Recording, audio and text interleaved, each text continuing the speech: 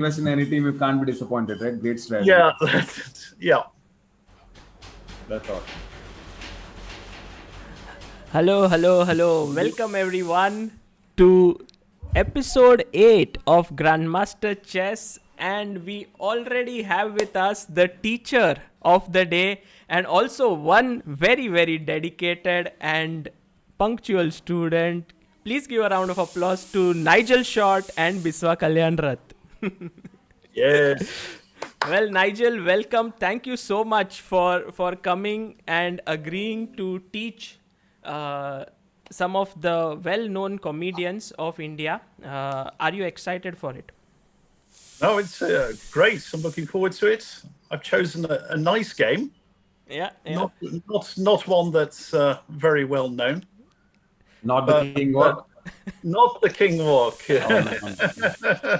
I had prepared the King Walk. For full points. Yeah. Well, I'm reading Wow. this. So Wow. Very good. Indian chess history. That's what you should study. you find it like interesting because I remember you were trying to get hold of this book, but you Yeah. finally got it. Yeah. Yeah, no, I finally got hold of it. So, But India, a country with a great chess history and a great chess future. So I think particularly a great chess future. Yeah. Well, Nigel, you yourself have been to India on so many occasions. I would like to tell the viewers that Nigel is a legend in the world of chess for two reasons for me particularly. One is that he played the World Championship match in 1993 against Garry Kasparov, which is the fight for the highest title. And second thing is that he might be the most well-traveled player in chess circles. Yeah, Nigel, would that be appropriate? You have visited over close to 100 countries? No, 129 countries. Yeah. So, but unfortunately, COVID has put a stop to things this year. I've barely been out of the house this year. Never mind. Yeah, but it will resume. It will resume. Okay. Welcome, Vaibhav. Can you hear me? Yeah. Hi, Sagar. We I'm got so to know sorry. that you were sleeping. Yeah, I just woke up. Hi, Nigel. Hi, how are things? All good. I hope all is good. I'm so sorry for being late. Okay, never mind.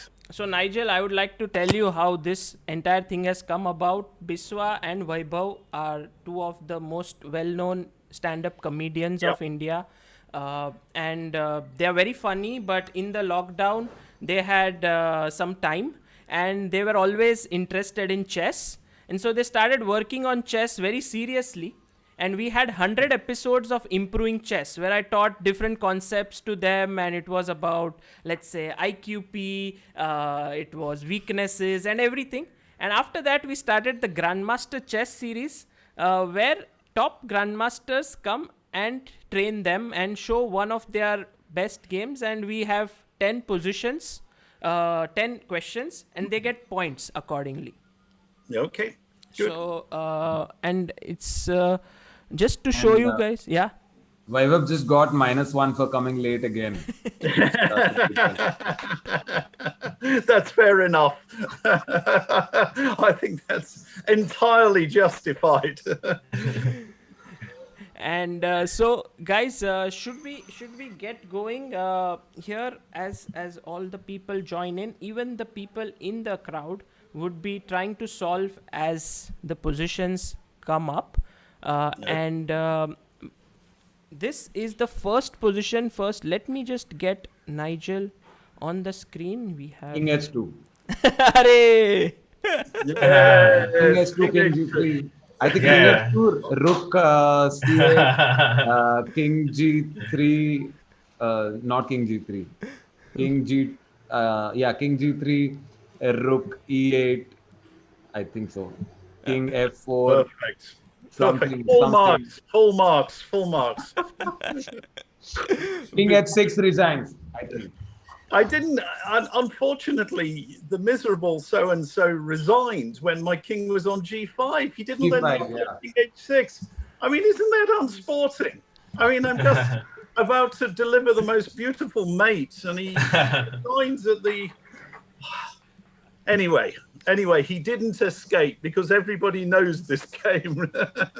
Yeah.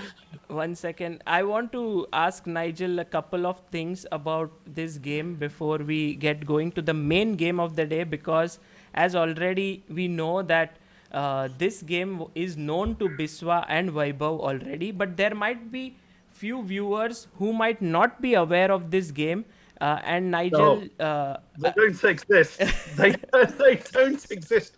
I've been in the Galapagos Islands with iguanas, you know, and they know this game. I mean, seriously, I've been in Mongolia, you know, in the plains there, you know, and people come to me and say, "Great game that you played against Timman." So no.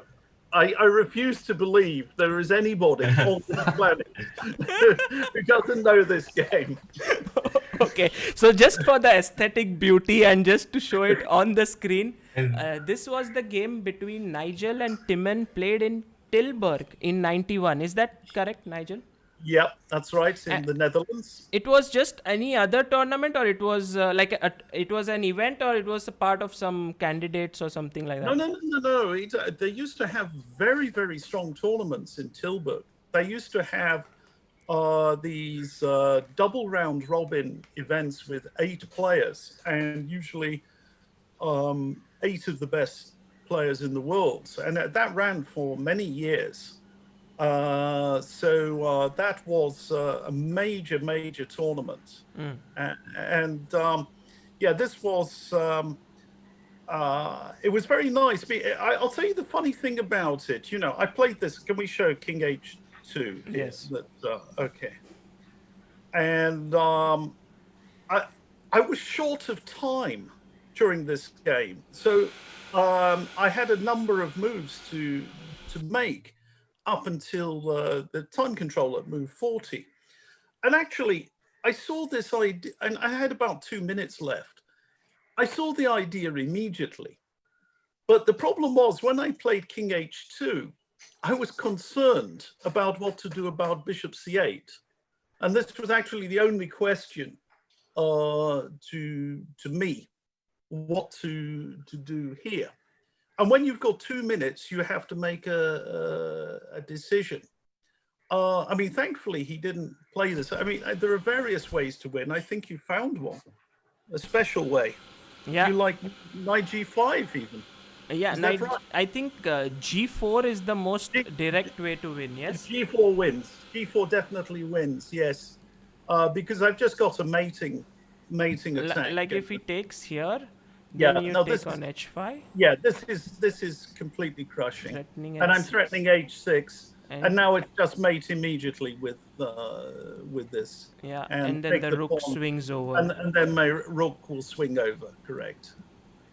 So that was actually my only concern, because when you're short of time, you just have to calculate precisely. And, you know, would I do it? Instead, he played this passive move, and it just enabled me to execute the winning maneuver immediately. So I didn't find it difficult to see at all. But in fact, I realized there were many people in the they had a commentary room, and they were being asked about this game, and absolutely nobody saw it. Wow. And they were sort of totally amazed when it happened. So but it's obvious, yeah, you would get amazed, because you usually want to attack with your pieces. No one thinks of the king marching all the way inside and checkmating. I think even King H2 didn't give anything away, because, you know, you may want to avoid a check on the back rank. It can happen in some variation. So you tuck the king away a little bit safer on that side. Then and straight in with the king. And the funny thing is, he's really, really tied up. All his pieces are tied up. And I couldn't bring my knight into the game. Actually, if I could have played knight g5 earlier, it would just be immediately mating and so on. It's that extra piece that I have for the attack, and that causes his entire position to collapse.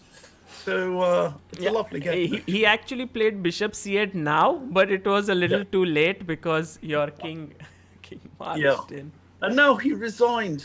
Oh, terrible. And the variation I like best, because it's really stupid, a stupid variation, is king h7, which loses in many different ways. Because I wanted to play queen takes g6 check. Oh, yes. King h8, queen h6 check, king g8, and king f6. Oh, you wanted to interchange the spots of the king and the queen, yes?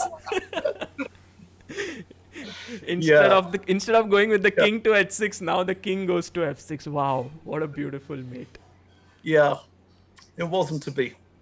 You know, I think Vaibhav. I was saying, now if anyone sees you walking on the street, they should, where you heading at? H6? Like, I think.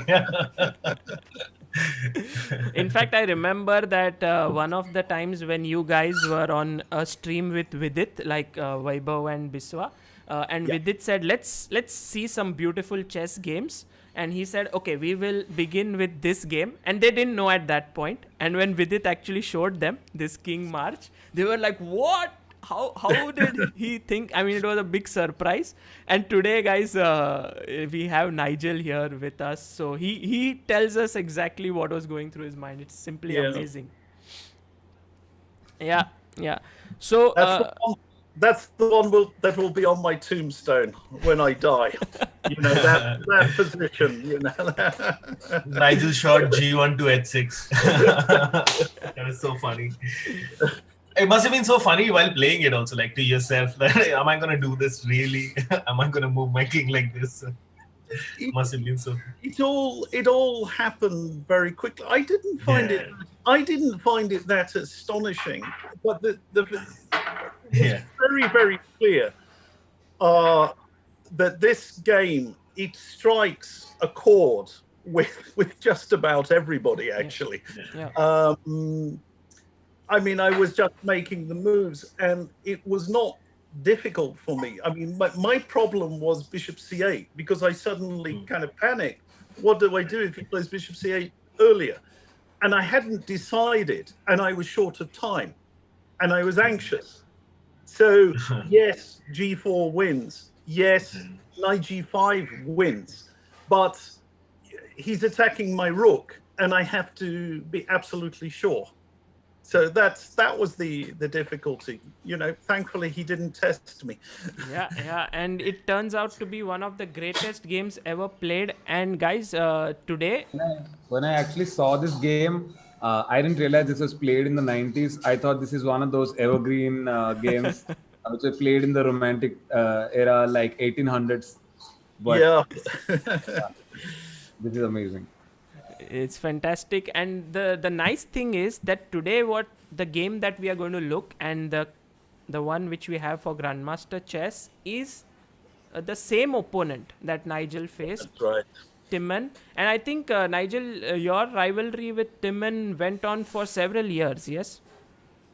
Yeah, that's right, because I think in the 1980s, let's say from the second half of the 1980s to the 1990s, we were considered to be the best of the West. So you had Kasparov as the world champion. You had Anatoly Karpov, who was like number 2 in the world for many, many years. And then Timman and I, we had this rivalry. I got up to number 3. I was never higher than number 3 in the world. but in the late 80s, and this is 1991, we had that rivalry, and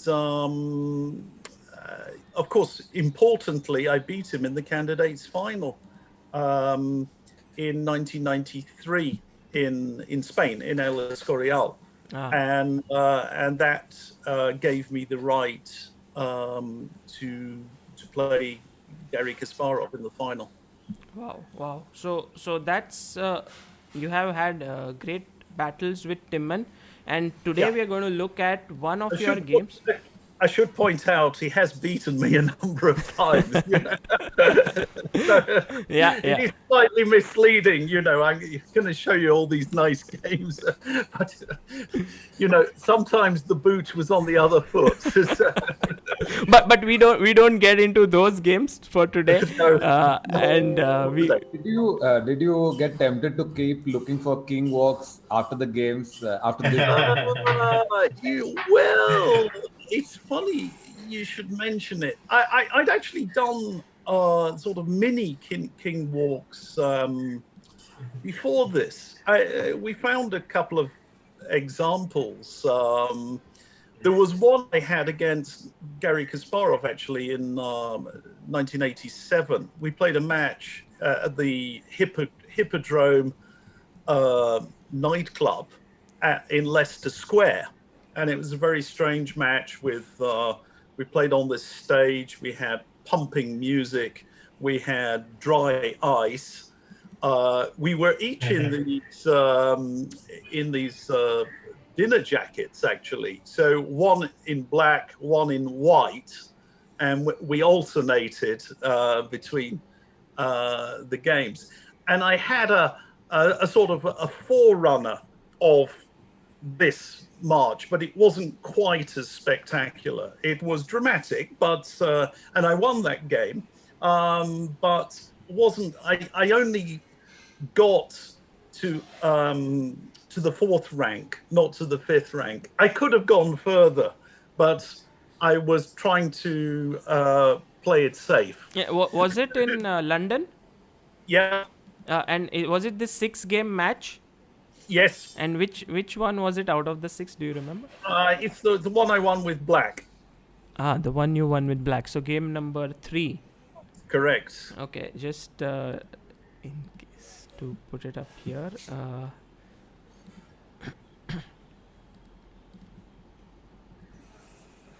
This was somewhere here. Nigel is playing black. Yeah.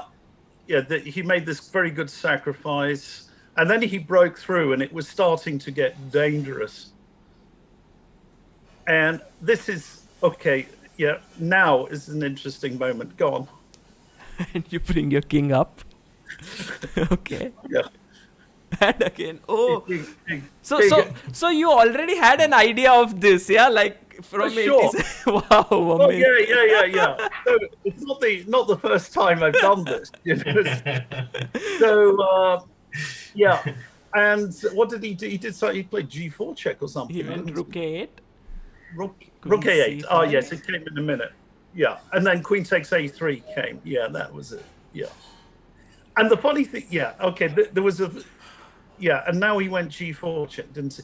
And here, but go back one move. I mean, actually, I understood perfectly well that I could play King takes G4, but because Rook G2 check, which is a discovered attack on my queen, just show that, discovered attack on my queen, is met by Bishop takes G2 check. So he doesn't have time for that. Of course, so it's a little, the check with a check, meeting a check with a check.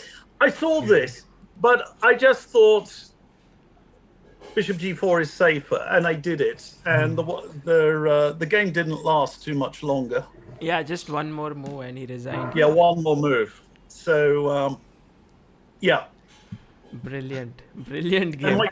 And my king could have come right into G3, actually, if you see that. So if we'd have just gone back, couple moves. So Queen takes A3, as we see.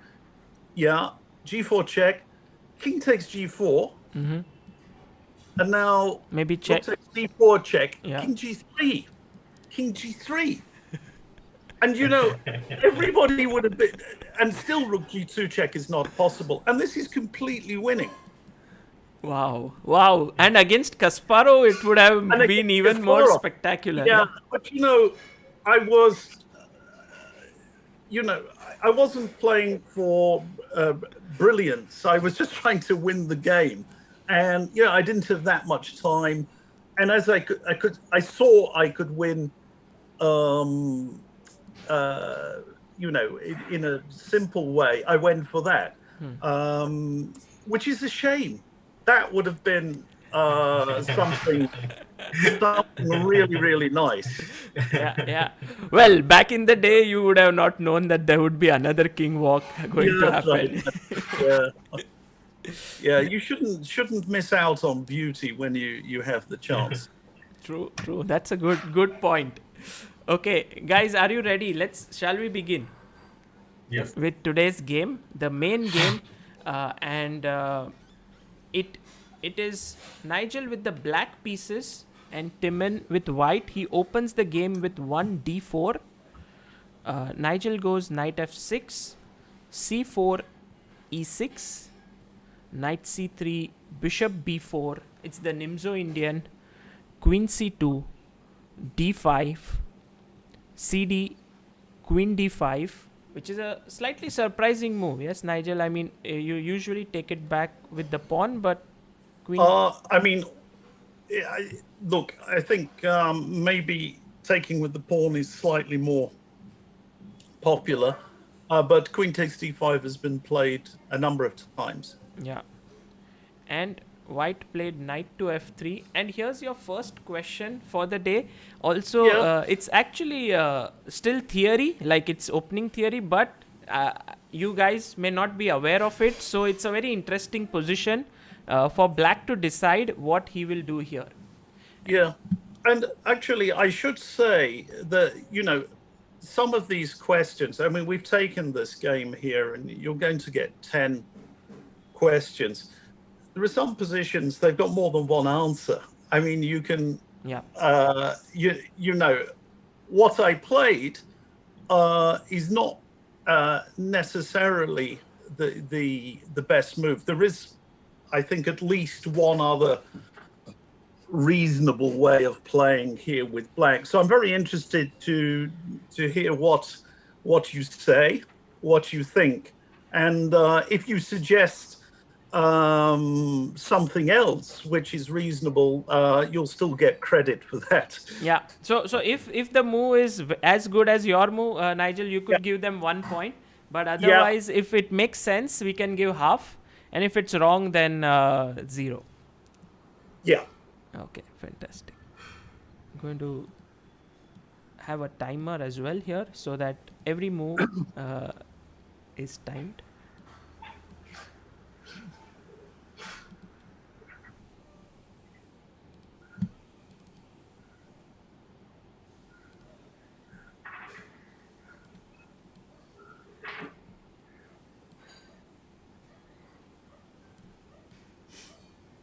Yep, here we have it.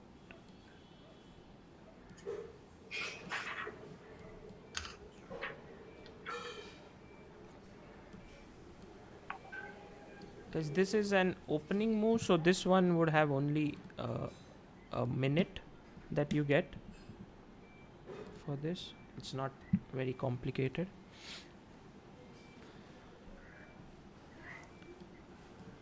By the way, Nigel, in the chat, people are asking, can you tell us a bit about your games with Bobby Fischer? Did they ever happen? No. Never, yeah? That didn't happen. No.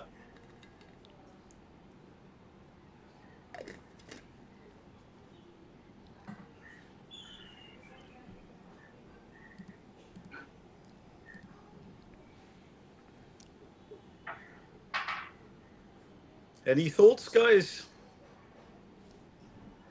You can see.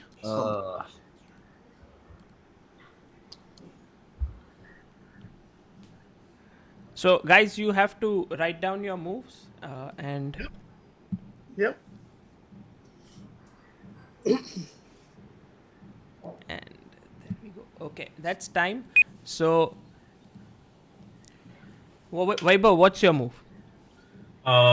King D7? No. 94.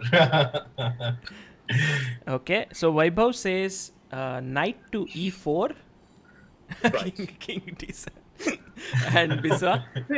Bishop E7 would be a worse move.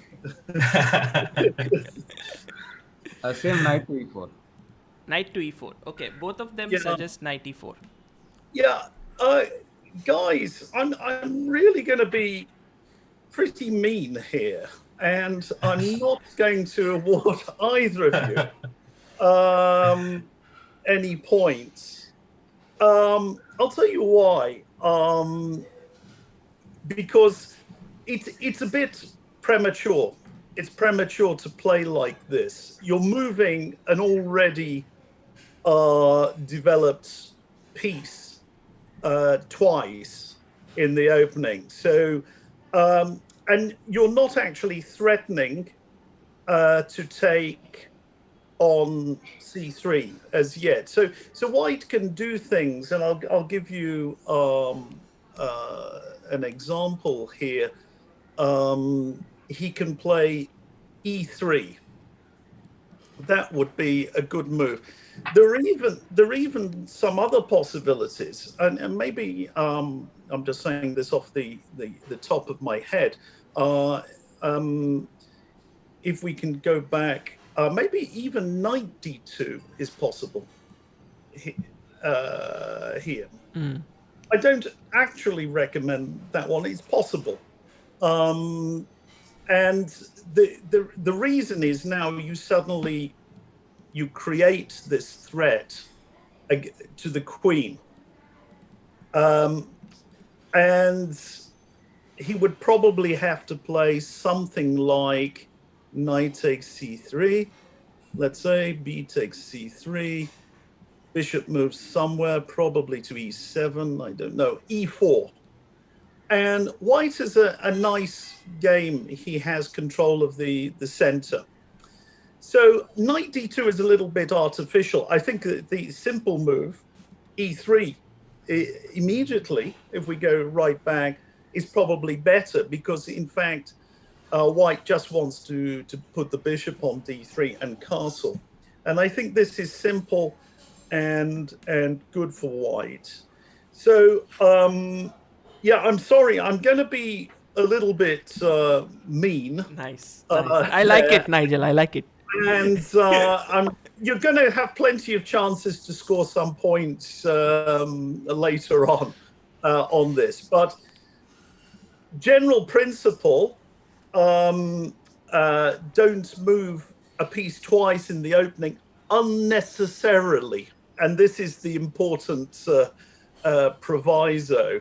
Unnecessarily. In fact, you will see me moving a piece twice in the opening in the game.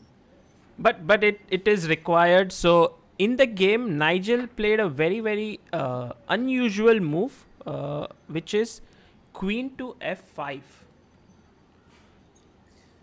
Yeah, the reason for this move is that sooner or later, I'm going to have to do something about my exposed queen on D5. So there are other ways to play, and I'll give you an example. So, for instance, if we go back, it's possible to play a move like C5 here. You know, I mean, such moves are possible. And maybe not even that bad. These are old-fashioned ways of playing. Or it's possible just to castle.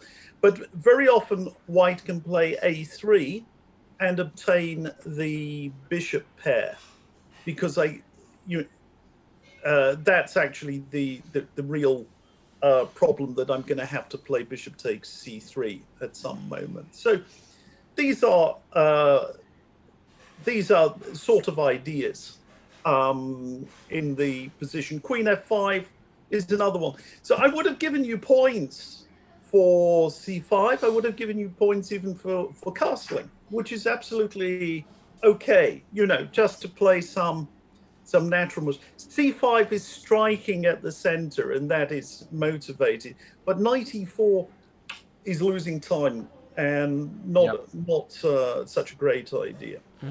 Yeah, but Okay. Nigel, if he takes here, your pawn structure is slightly ruined, yeah, isn't it? It's slightly damaged, and actually, I believe this is one of the most dangerous continuations.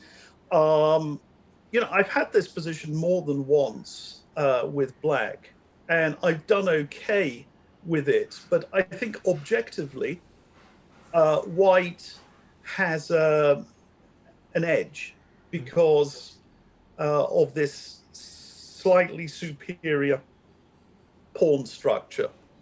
My pawn on f5 is not that bad, actually, because it controls the e4 square. And also, this way, I get to put my bishop on e6. So my bishop is coming out, and with my knight also coming out to d7, and I go c6, and I get some control on the center. Probably still slightly better for white. Okay, shall we move on? Yep. So, Timman, when... If you've got any questions, you're very welcome to ask. If you disagree profoundly, you're allowed to disagree. Yeah, guys, if you have any questions, please go ahead and ask. And very clear. Very clear. I liked how Nigel said, don't move your pieces twice in the opening, but unnecessarily was added. So, it's not always that. Yeah, I mean, these things are always very important. Sometimes people miss out words. And I'll give you an example, which I hear quoted all the time, incorrectly. And, people say power corrupts, all power corrupts. And this is actually nonsense, because it means that if you're in a position of power, you are inevitably corrupt, which isn't the case. The original saying was all power tends to corrupt, which is different. Tends to corrupt is not the same as corrupt. So, there is that temptation to be corrupt. And it's the same here. You say, don't move a piece twice unnecessarily. And the unnecessarily is important, because if you have to move a piece twice, you do it. True. Simple as that. I have one question, not exactly for the move, but for the choice of taking the d5 with the queen. Because if after this move, instead of the pawn you took with the queen, so now you know that you will have to move the queen to f5. The reason I didn't take with the pawn is as follows. Actually, it's a theoretical variation. If we just go back, that bishop g5 is it's a pin, and it's a slightly annoying pin on this knight. I mean, it doesn't win the game, and in fact, there are tremendous complications here that, black can play a move like h6, for instance. The bishop can come to h4, and the pawn goes to c5. And there have been a huge number of games in this line, and you get some very, very sharp ideas with the black queen coming out to a5 and the black pawn coming to g5, and it's very complicated.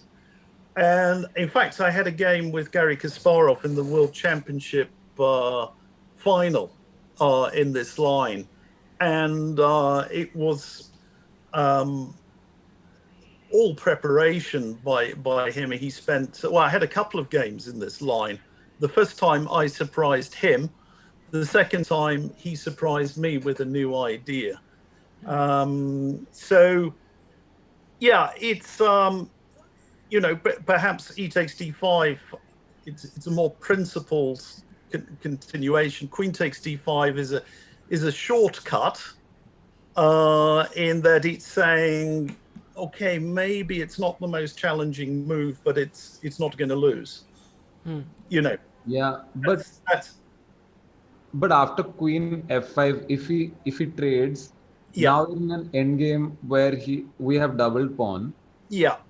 And like, I don't know exactly, but this reminds me of like a Ruy Lopez Berlin variation types. A little bit. Yeah. It's a doubled pawn. Yeah. And that's a disadvantage for us, right? It is. But let us think about this logically, because you're talking about a different structure where one side has a pawn majority on one side of the board. White has a pawn majority on the king side in the variation that you mentioned. Now look at this position. Now tell me, where is White's majority? Which side of the board does he have? King side. So, well, hang on a second. My 3 pawns on the queen side, let's say, nullify his 3 pawns on the queen side. I'm holding them back, okay? So he can't create a passed pawn with those 3 pawns against my 3 pawns. If we're playing a pure king and pawn endgame, for example, so he can't create a passed pawn there.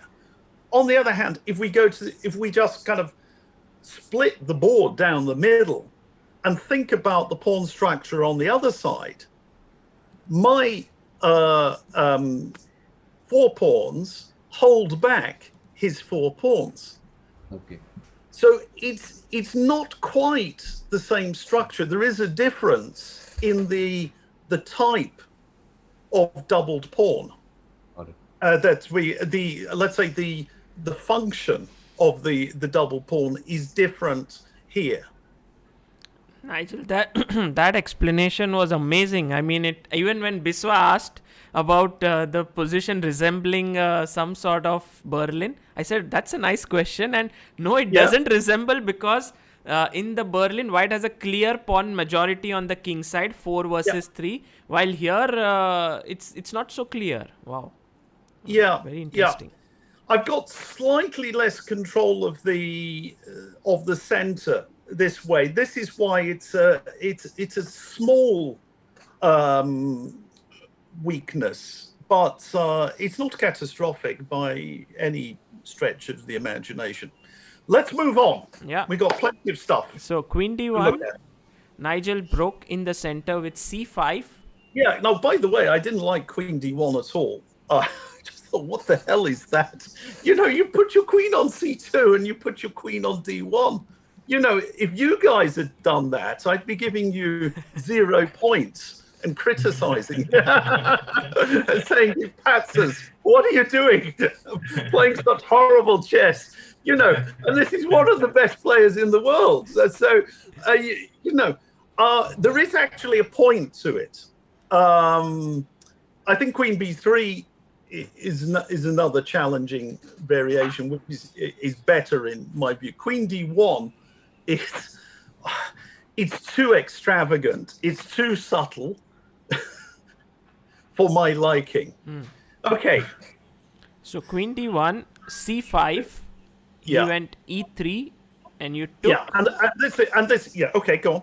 Yep. And he could have taken with the knight. He could. It's attacking, but then I can. Yes, maybe he could have done move the queen away. I'm getting the queen away. Yeah. He could have done that. He took with the pawn. With the pawn. And this is actually the point of him putting the queen back on D1, because he okay, he's not an idiot. He knows he's lost time, but he's hoping to regain the time by playing. Well, I'll ask you how he hopes to regain the time. So if it was, it's black to move here. Black to move, but if it was were white to move, how yeah, would he gain time? Yeah. And this is not for points, guys. It's just for not for points. Yeah. This is your. What's the question? How would white gain time in this position? It's white. If it's black to move actually, but if it was white to play, how would he have gained time? Like what move would he have played here? White to play. Move, so that gives some time to white to develop with development. Yeah, Bishop d3 is very clearly white's idea. So it's a developing move with tempo and is a very useful move. Yeah. Okay, I think we've got our question here, don't we, Sagar? We do not have it here, but we could add it if you would like to. No, it's all right. It's all right. Okay, so Nigel went here knight to e4. So I've come back to your idea. after several moves, and he's moved his piece again, guys. Yeah. So here, but putting pressure this time. I should have asked them because they would have been terrified to suggest 94 second time. Not wanting to look like complete idiots. You know? So Timman actually breaks the pin with bishop d2. Okay. And again, I can ask you. I mean, we'll move on to things, but why am I doing this now? And I said it was no good before. What's the difference? If you can just go back one move, yeah. Why now, and not? I think now you have a thread at least. So. I have a thread. That's it. So I'm actually throwing a little bit of a spanner in the works. Bishop d3 now would be met by knight takes c3, attacking his queen. So that, and so I've got that threat. I'm also making it difficult for him to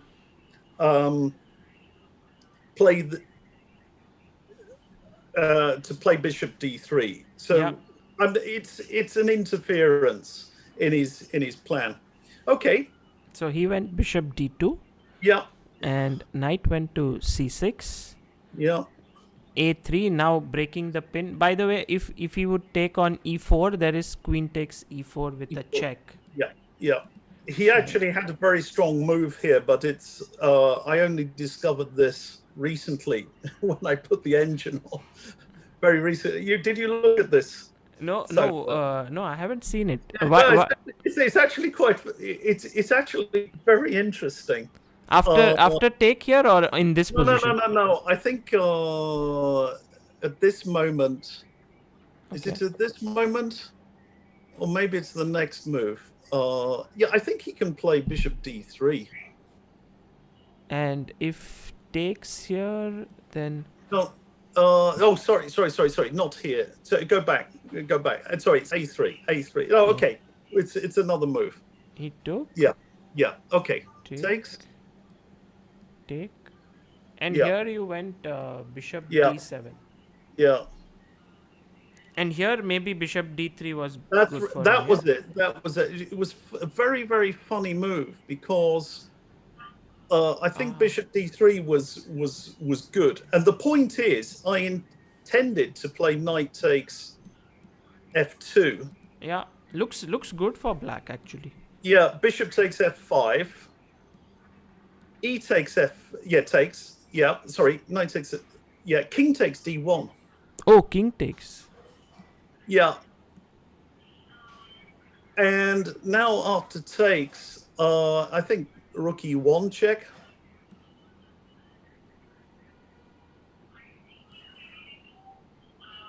Yeah, maybe. Not sure. Not sure. Now maybe D5. Sorry? D5. Ah, D5. Okay. Wow, so he had to actually sacrifice a pawn and go into... Yeah, maybe I've got this wrong. I remember it was Bishop D3 at some quite early point. Maybe it was even the move before. Might even have been better the move before. But he had to sacrifice, and I didn't see the idea at all, because I thought I had this very clever idea with knight takes f2, but it turned out it was better for white when I started to analyze it.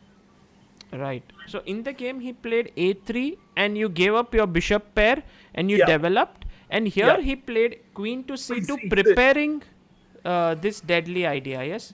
Yeah, that's right. And now, guys, it's your turn for the second point. So Nigel's opponent has a deadly threat now to win a knight.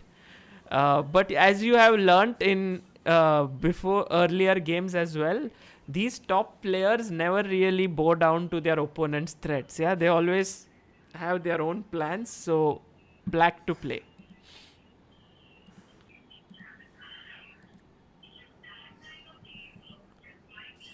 Yeah, bishop d3 is a massive threat. Winning threat, actually.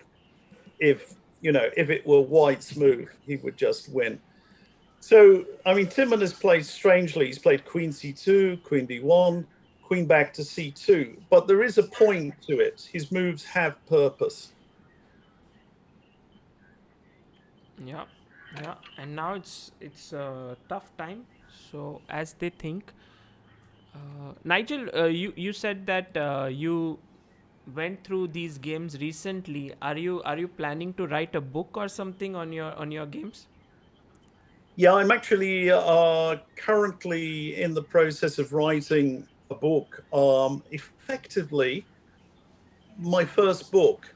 I've written a huge number of articles in my career. So I used to write regularly for different newspapers, mainly in England. Even I've done some articles for the Indian Express. I've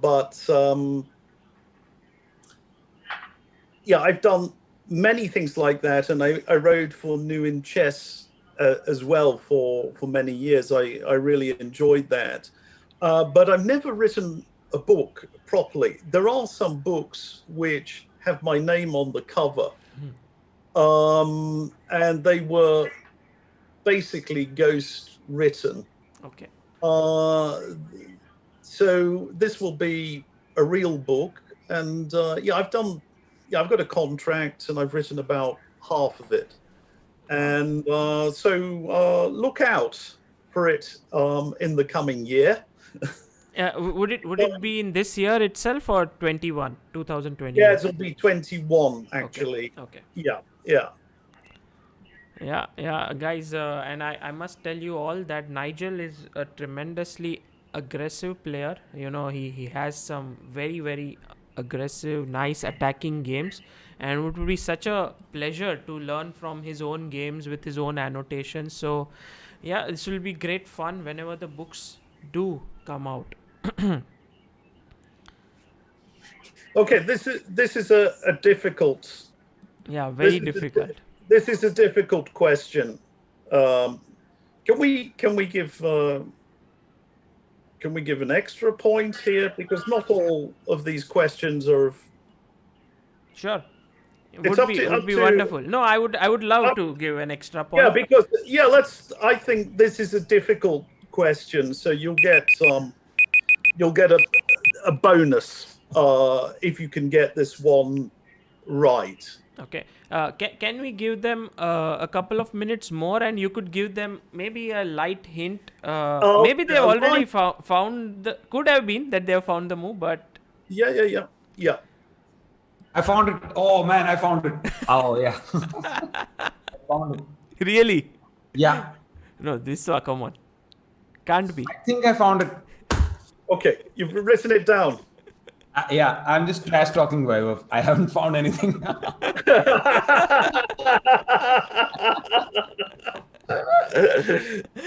And Vaibhav is the cool, calmest guy. He's not perturbed. He's like, okay. So he found but I have an interesting move. Okay. Yeah. Okay, I'm going to give a gentle hint to you. So, look, when I started playing chess, I was really, I would say, brought up on the Fischer-Spassky match, 1972. So Bobby Fischer was an early influence on me, but another early influence because there was a few books at our local library, not very many chess books. There were a handful of books there. But an early influence was Paul Morphy, the American player from the 19th century. In fact, the greatest player in the world in his day. True. And what I liked about Paul Morphy was the clarity of his thought. There was no obscure maneuvers. It was direct, it was well calculated, and very economical. And it was the economy of his attacks that I liked very much. He didn't waste time, and that had a huge influence on my chess. So that is a sort of general clue, not a very specific clue, but I'm sort of vaguely pointing you in the right direction.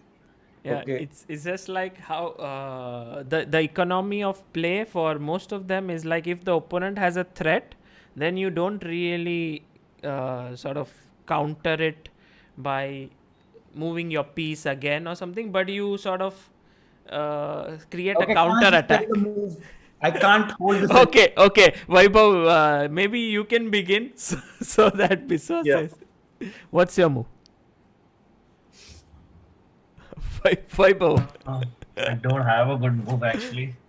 But for the sake, since I'm running out of time, I've already ran out of time. Knight captures on d2. Knight captures on d2 is Vaibhav's move. Okay. Yeah. Okay. This would be the sort of move. It's not a bad move, by the way. Although it's going to lead to a worse position. Queen takes queen is a very good reply to that. We have to take back, and then probably king takes d2. Now we're going to get another lesson on pawn structure, because we've had a discussion earlier on pawn structure and, doubled pawns. And here we have a situation where split the board down the middle again. Now, white's 3 pawns on the king side effectively hold up black's 4 pawns on the king side.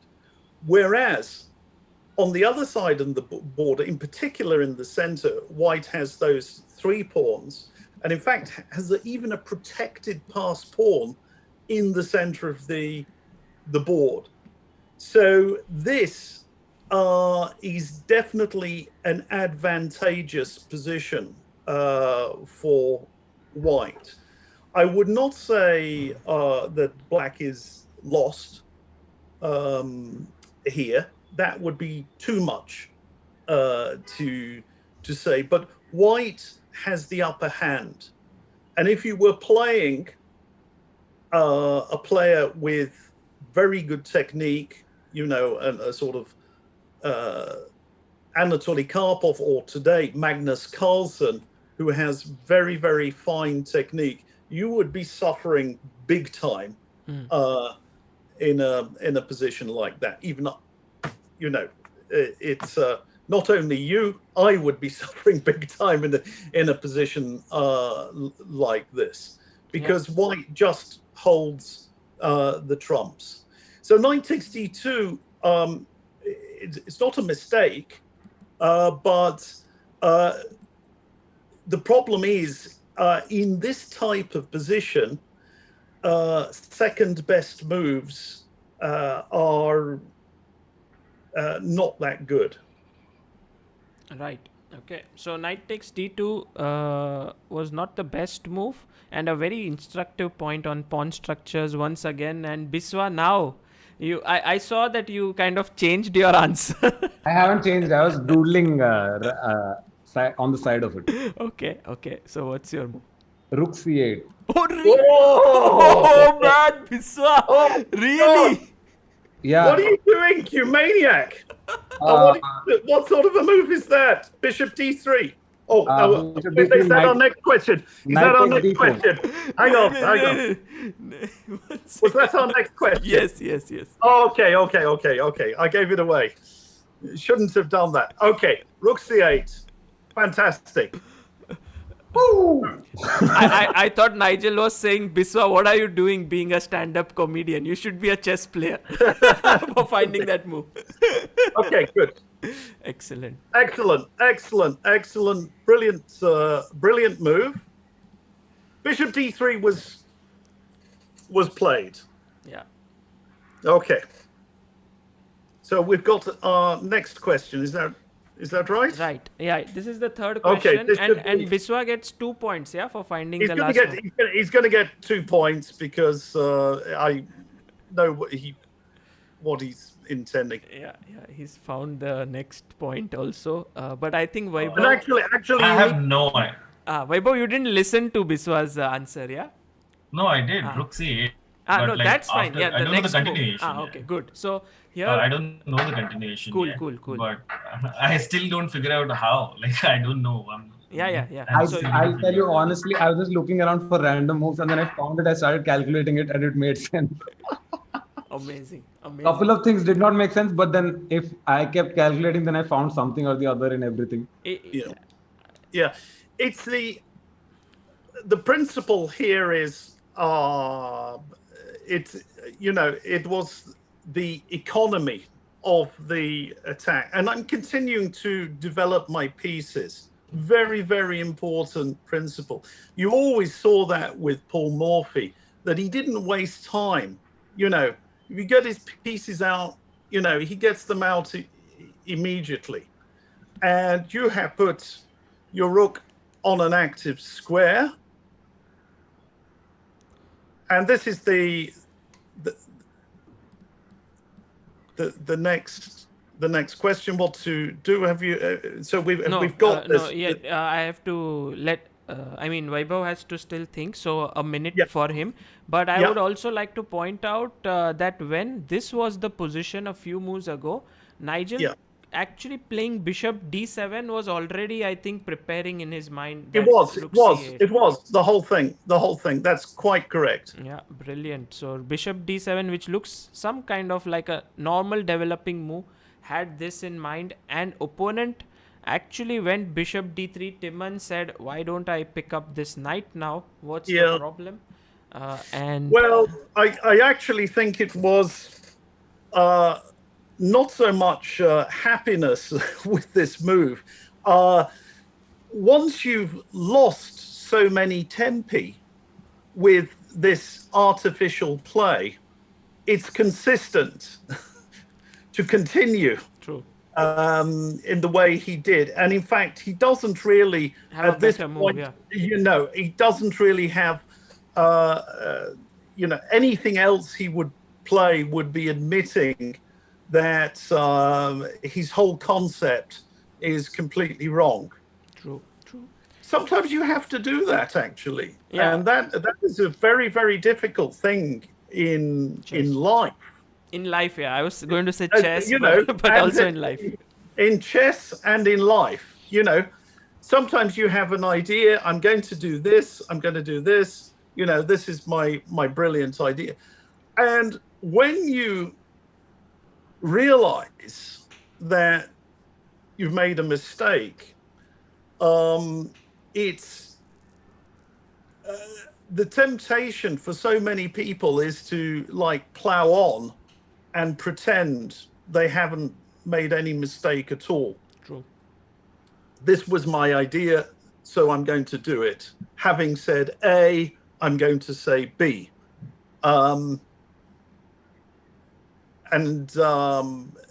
You know, it's not always like that. Sometimes you have to change course. True. And that's why,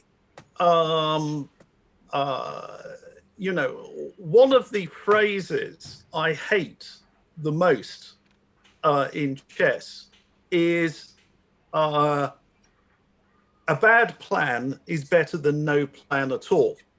This is complete and utter rubbish. No plan is always better than a bad plan. You know, and the people who parrot this, they obviously have no idea about anything. You know, a bad plan just means continuing in the wrong path. True. You know, and you have to be flexible sometimes. Okay, yeah, I played like an idiot. Now I'm not going to play like an idiot. You know, you can either continue to play like an idiot, or you can change your path and acknowledge, yeah, I made a mistake. Yeah. Okay, Yeah, have we got the answer? Okay, Guys? Biswa, what's your move? Knight takes d4. And Vaibhav? Knight d4. Wow. So knight So you takes got- d4. Both yeah, of them get a full Yeah. point. Yeah, but actually, the really brilliant thing is it has to be anticipated, because rook c8 on its own makes no sense. You know, True. once you're in this position, you know, you have to have a follower. Otherwise, you resign. And knight takes d4 is very good. So look, if bishop takes knight, I'm taking his queen. Check to his king. You know, that's the important thing. So we go back. Clearly, pawn takes knight is no good. I take his queen. So that doesn't work. He has to do, and queen b1 doesn't work either, because I can play knight takes, here, and takes, and I can play knight takes d2. Knight takes d2. Ah, okay, this is the cleanest, yes. And Wow. Yeah. Because he's now been forced to put his queen on a square where it's attacked. So, you know, my rook coming across to c8, you know, it creates those problems. So he has to play what he played in the game. So should we come back to that? yes, so he took with the knight. And now, of course, this is not for point, but I just want you to tell me that what should be black's next move, so that you are sure. Queen f2. Yes, absolutely. He Taking actually took with the knight? Yeah, he took with the Oh. knight, because that's the only move. Yeah, like there's a square here for the king, Yeah. and now it's your turn again. Vaibhav thought it was a checkmate on queen takes f2, but there was a spot for the king on d1. So you have to continue now, and black to play. By the way, Nigel, there is someone in the chat who makes some kind of videos. You know this famous YouTuber. His name is Agad Matter. You may have heard of him. And this Yeah. is an account of his fan page, sort of an account, where he makes videos where top player says captures, and then he puts it all together and makes a nice sort of a thing with. So if you don't mind and could say captures, he will use it to make a video out of it. Captures. Thank you so much. Okay.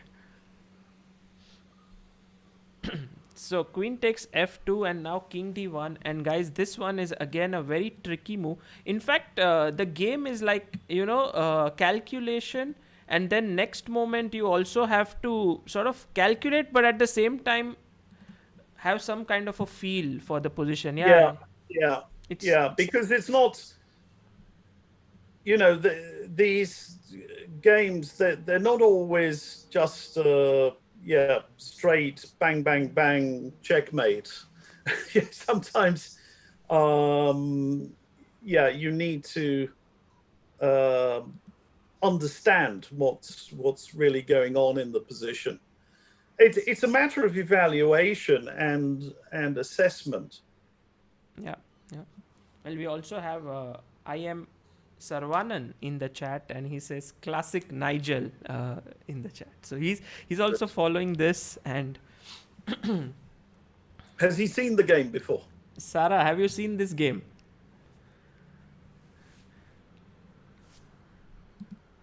So although the white king is on the run, and black has 2 pawns for a piece. So black is actually a piece down, and if white gets to consolidate, then he might start getting better here. That's right. So material is important, and I'm not that much material down. Sarvanan says yes, of course he's seen this game. So okay, very good, very well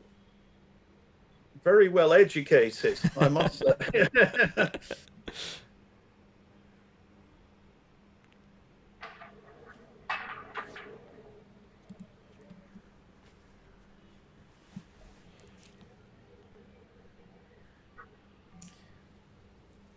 I think this is a tough question for you guys. Yes. For you guys. But after Biswa has found rook c8, I'm not finding anything this time. Pressure. Come on, Biswa. You have to reproduce your. Can't see anything. Okay. But it may not be like a spectacular tactic or something, but I guess it's the only move to keep advantage in this position for black. Otherwise, white. Yeah, that could well be the case. Yeah. So in the chat as well, a lot of people writing moves. Interesting. Do we have any entertaining comments? We don't want moves. Mm-hmm. Do we have any entertaining comments in the chat? Well, right now everyone is just writing moves. Like they are they want to get the right answer as well. Okay.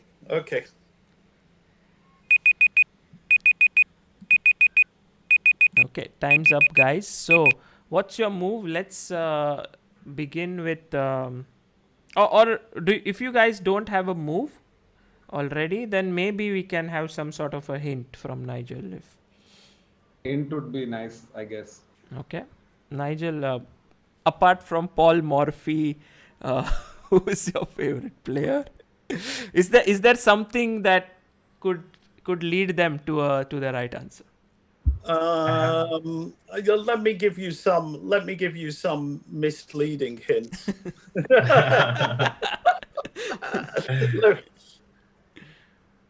I'll give you a misleading hint. Okay. And I want you, but it might help you in a way. Okay.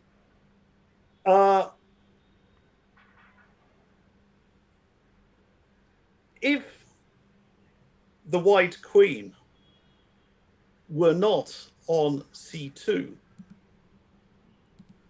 what move would black play? Okay. Let's suppose that queen is just off the board. What move would black play? Oh, wow. Wow, wow, wow. Really? You found it? I think I mean, I would have said What I a would good take move. this bishop and yeah, and checkmate. that's a mate. Yeah. But that's That would have not been the a mate. hint. I mean, so I have a feeling then maybe the move I thought was right. I don't know. Let's see.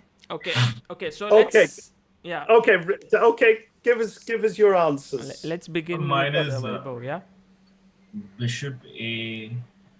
Ooh, Vaibhav just saw it now. Right. That there is a problem with bishop a4, or you haven't yet. Okay, Biswa. No, I haven't. yet. A4. Bishop, both of you. Yeah. Okay.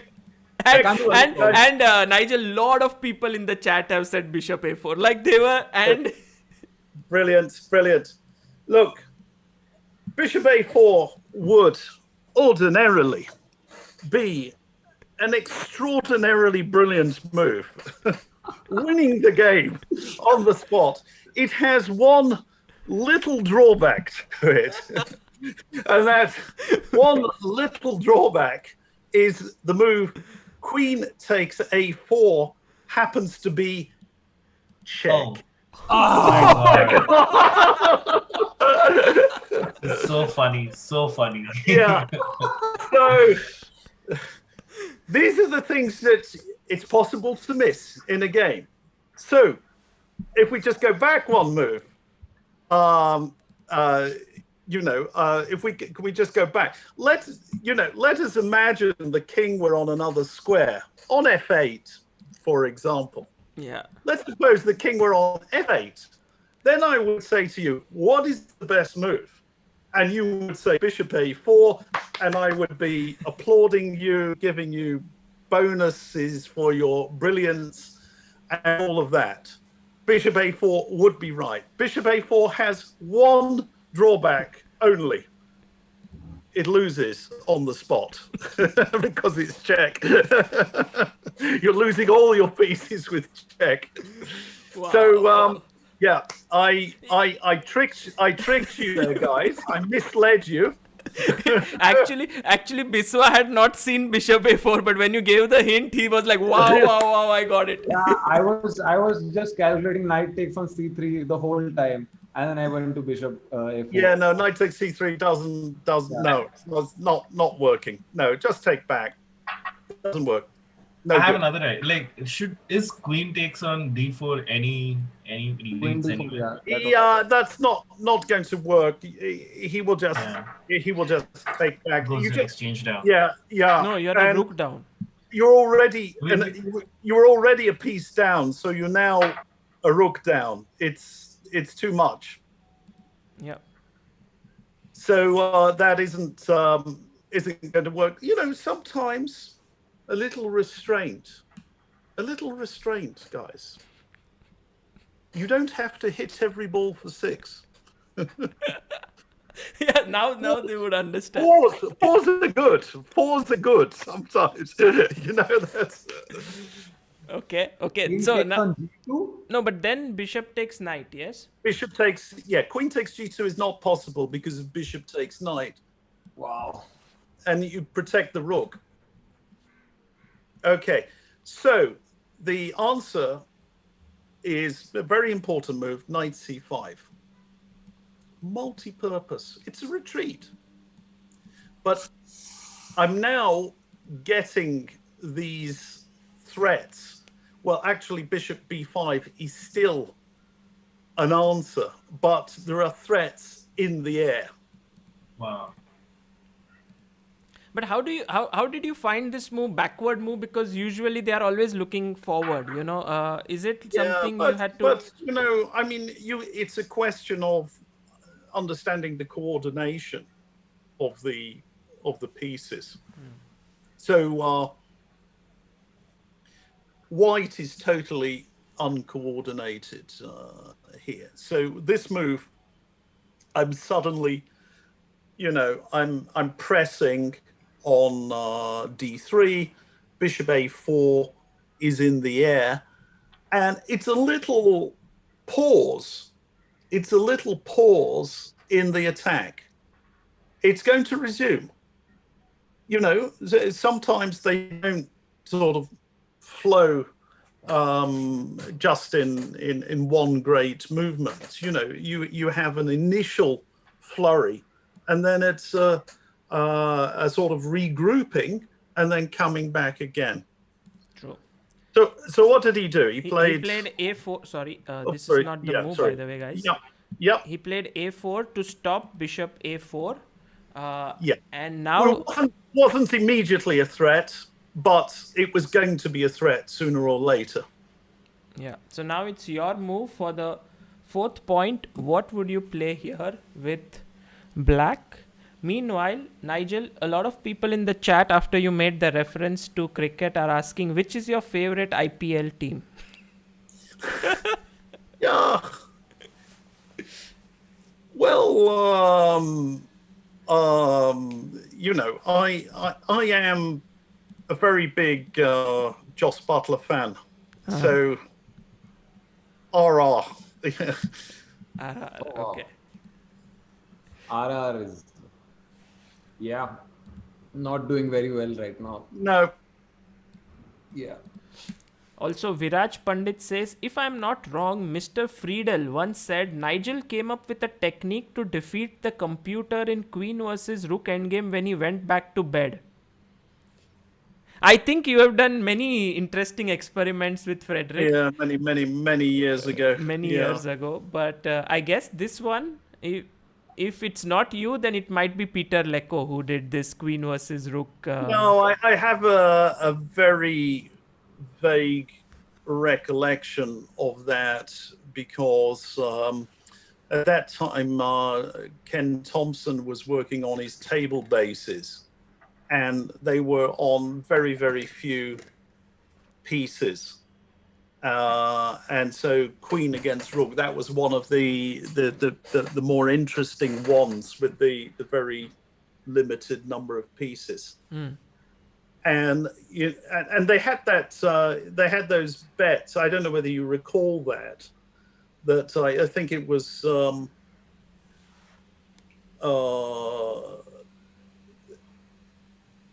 yeah, of course it's of course the Queen is winning against the Rook, but they bet that they could defend this against Walter Brown.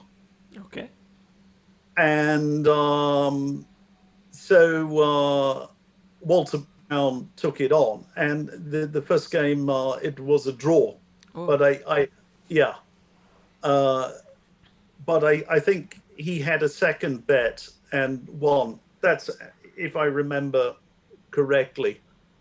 So he basically understood there was an optimum defensive technique which required some clever maneuverings in order to break it. There is that third rank defense, and it's a, you know, you put your rook quite far away from the king, and that's actually not that easy to break. True. Okay, guys, last 30 seconds for you. Right, I'm going to ask. I'm going to ask the audience, which is my favorite state in India? Okay. Wow, that's a tough question. I mean, you've visited many, I think. Yeah, you've visited. I've been. Yep. I'm sure you've come to Mumbai, so Maharashtra. You've been to Delhi. You've been to Kolkata. You've been to the south in Kerala. So. Yep. Difficult to say. Have you been to Goa before? No. Okay, so guys, there's no Goa. Sarvanand says, can I answer this one? Yeah. Okay. Which one? Is it Tamil Nadu? It's not Tamil Nadu. I bet no, it's not. It's not Tamil Nadu. Okay. But there is a reason for why I like the state. I mean, can they provide the reason? Okay, guys, you also have to give a reason why. A lot of people say Kerala. Oh, it's beautiful. Absolutely beautiful. Yeah. That's the right answer? It's not the right answer. The right answer is Maharashtra because I won 3 Commonwealth Championships. Oh. all of them in Maharashtra.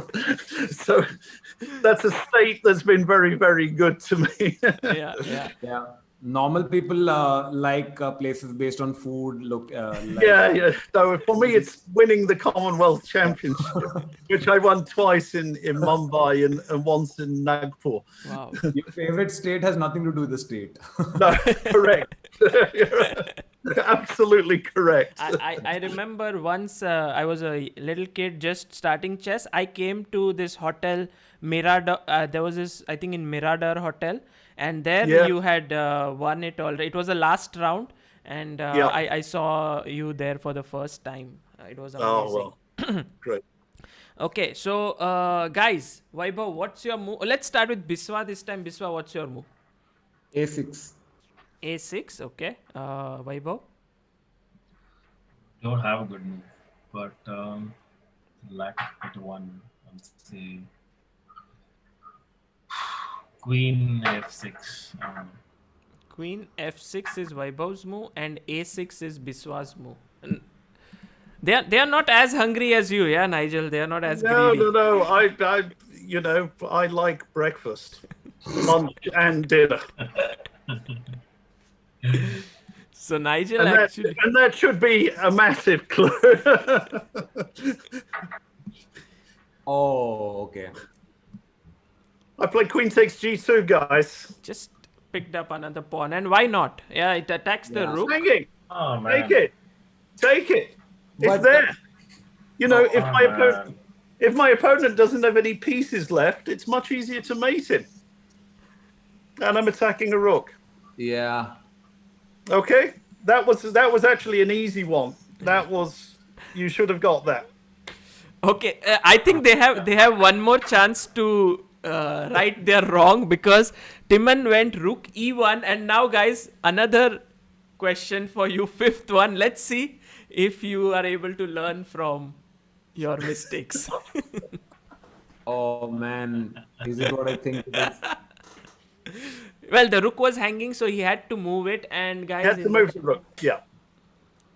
Okay, write it down. Mike- You're not even going to get a minute for this. You're going to get half a minute maximum. Okay. Mike Waddington in the chat says, "What a materialist, Nigel." Okay.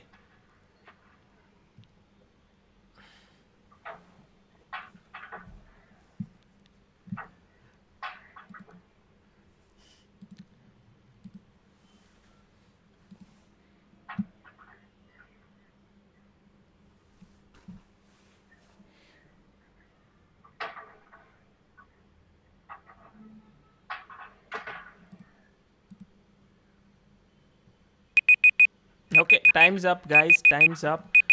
What's your move? Let's start with Vaibhav. What do you play? Queen captures H2. Queen takes Yeah. H2 and Biswa. I'll still play A6 only. Why? Because I don't want my bishop to get exchanged. Okay.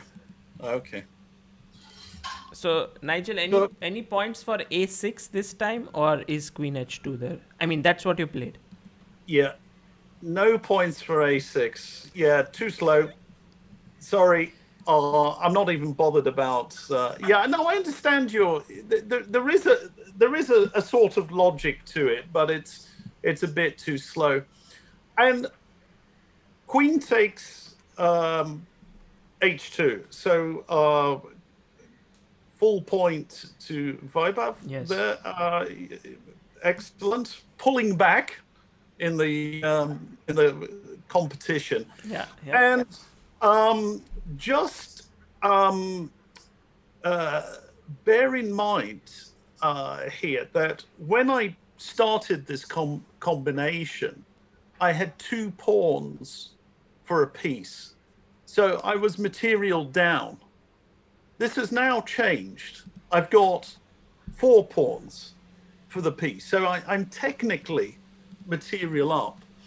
But the that's actually not even the main consideration. It is a consideration, but it's not the main consideration. The main consideration is the vulnerability, in particular of White's king, but also his pieces sometimes are a little bit loose in the center, and in particular that bishop on d3. Yeah. So there is another point to queen takes h2, by the way, just to mention this, that I'm actually defending my h-pawn. So this is not an official question. Why would that be important? So because Why would it be? Sorry? In case you castle. That's then, right. That's it. Because actually, I'm intending to bring my last piece into the game. You know, if we just have a look at my forces here, my queen has been very active. My knight is excellent on c5, where it presses against d3, and it presses against the pawn on a4. And the bishop, although it looks like it's modestly placed, actually is really keeping that a-pawn under attack. Yeah, the rook is very good on the c-file. The one piece that's not contributing to the attack is my rook on h8. So it's part of a process. I take a pawn, I defend my own h-pawn, and then hopefully I can bring up the reserves. And once the reserves are brought up, like I did against Timman in the King March, I brought up the reserve, my king. Here, I shouldn't bring up the king because it would be suicide, but I can bring up an extra major piece. Okay, Yeah. so what happened in the game? So he started went harassing me. Bishop e4, and he's not letting you castle. Yeah, he wants, if Nigel castles, he wants to play, I guess, rook h1, and put pressure here. Yeah. So therefore, Nigel went g6, and now once again he has plans. And just by the way here, I would just go back. I mean, I think the last time I looked at this game, which wasn't that long ago, I think after bishop e4. Yeah, if we just look at that. Strangely enough, one good move here is h5. You just want to make a queen, yeah? Yeah, and also I'm just sort of moving it from a square where it's attacked, and you know, I can activate my rook in a different way just by pushing my h-pawn. So that's actually, I didn't think of it in the game. I was kind of, you know, wanting to play safe. And that's why I played g6. Yeah. By the way, Nigel, Biswa, why he was trying to play a6, does bishop b5 make any sense here? Because that was why he was trying to go a6. Yeah, no, I'm going to, yeah, I think I'm just going to take that. Maybe knight takes. And then I'll castle. So it's not, you know, I can lose a pawn, I can even lose an a pawn, doesn't matter, but now the d file is going to be opened. So it's not really a concern. I had a question. Do you think before castling, do you think in such a position you would rather not castle? Because considering all your pawns, like if your king goes after castling, you have a layer of pawns, but there's a bishop pair, there's a rook on the queen side. It's not. Yeah, it's not actually that easy. I know what you're saying. It's a good question actually. But his own king is exposed here. You know, if you had a situation, let's. I'm trying to think hypothetically. Somehow, if you know the white rook on a1 and the king on d1 were somehow swapped over, and the king was in safety, let's say, then you know, this then once this bishop takes a4, so it doesn't quite work what I'm saying. But then your general idea of not castling would be correct, because there would be coordination with the pieces. I'm talking in general terms, rather than this specific position, because you know it's rather hypothetical. His king is stuck actually, and it takes him too long to put his king into safety.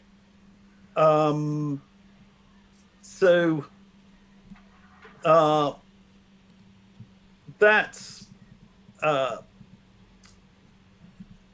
and even if like although like maybe in round 2 or 3 moves, I think the king and rook can't probably switch. Yeah, but there's still a problem with the a pawn, so it's too slow. It's too slow. Yeah, it's about timing. Yeah. So bishop e4, g6 was played.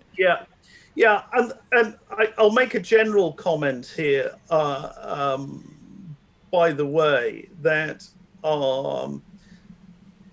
that weakens my dark squares, and it's actually a little bit of an ugly move to play g6.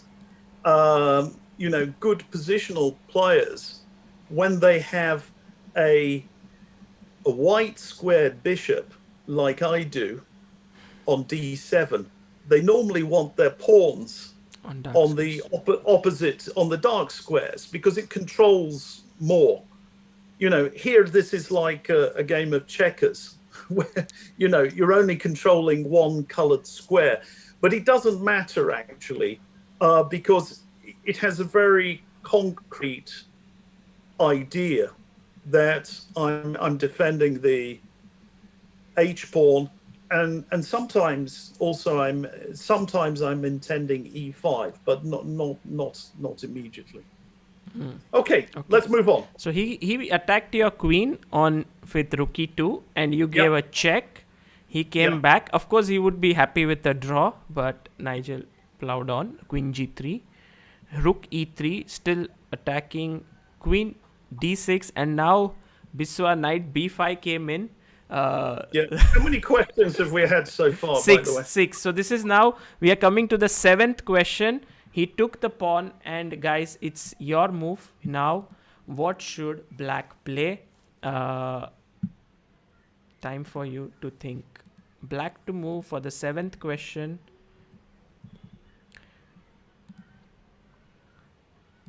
Nigel, meanwhile, you have a question from Nanda Kishore, who says, what's your favorite Indian food? Oh God, I love Indian food actually. I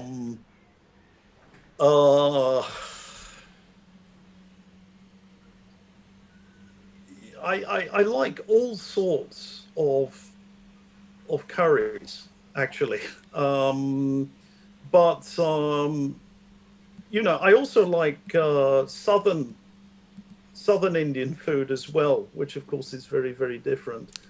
So, you know, I'm a big fan of Indian food in general. Having said that, it is one country. I mean, I say I love it. I love the taste. It is one country where I've had food poisoning more than once, actually, and I recall one time, and I was in Delhi, and I was coaching Pari Marjan Negi, and we went out, and I had sag paneer, and paneer, yeah. Yeah. Okay. Oh God. I basically, I was paralyzed after that. I couldn't. I spent about the next 2 days between my bed and the bathroom. I couldn't eat. It was horrible. I know you have had good food.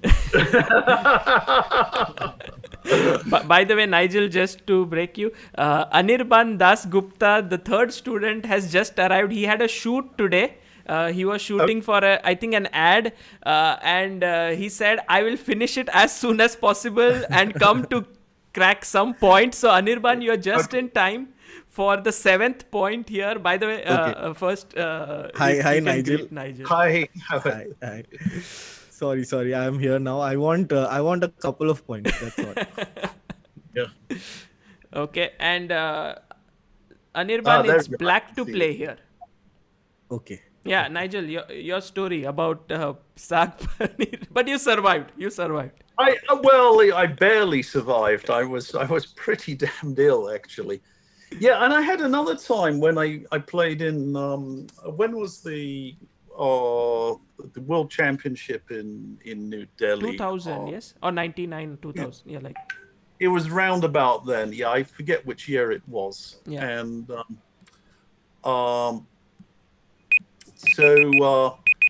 just a second. yeah, I had one of those days. I think I had a free day and went off to see the Taj Mahal. Okay. And I was sick as a dog, actually. Really, when I came back, really horrible. So I love the food. My stomach doesn't always manage it. I think it's one of those occupational hazards. If you travel a lot, you're occasionally going to go down with a bug. Yeah. It's happened to me twice in India. Okay. But I've been many times, as you know. Yeah. So, well, it's still 2 is not bad. I think you've been here maybe more than 20 times in your life. no, perhaps not that many, but I've been a few times. Yeah. Okay. By the way, guys, it's time for you to move here. First, so Anirban is still thinking. We'll start. Oh, yeah. What's the threat, guys? Did you spot the threat? Nigel is again yes, once again confusing them, but yeah, let's see. I'm going to confuse them. Okay. I completely forgot we have to first find White's threat and then threat ourselves. Like. Yeah, what's White's threat here, guys? Rook takes on a7. Mm-hmm. Correct. So, Biswa, what's your move? a6. Still. That works. Yeah, good. Okay, a6 is Biswa's move. What about Vaibhav? I thought rook d8. Rook to d8. Okay. And Anirban, were you able to sort of acclimatize yourself with the position because you had very little time, but still? Little bit. Black is a piece down. Yeah, black is a piece down. Nigel is playing against Timman. This is from 95, and he has 4 pawns for a piece. Yeah. So that's a lot of compensation, or you can say even he's materially up. But what would you play here as black? Oh, there was a better move. Okay.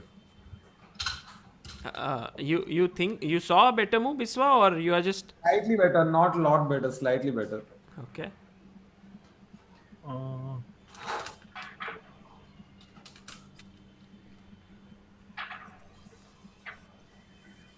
Yeah.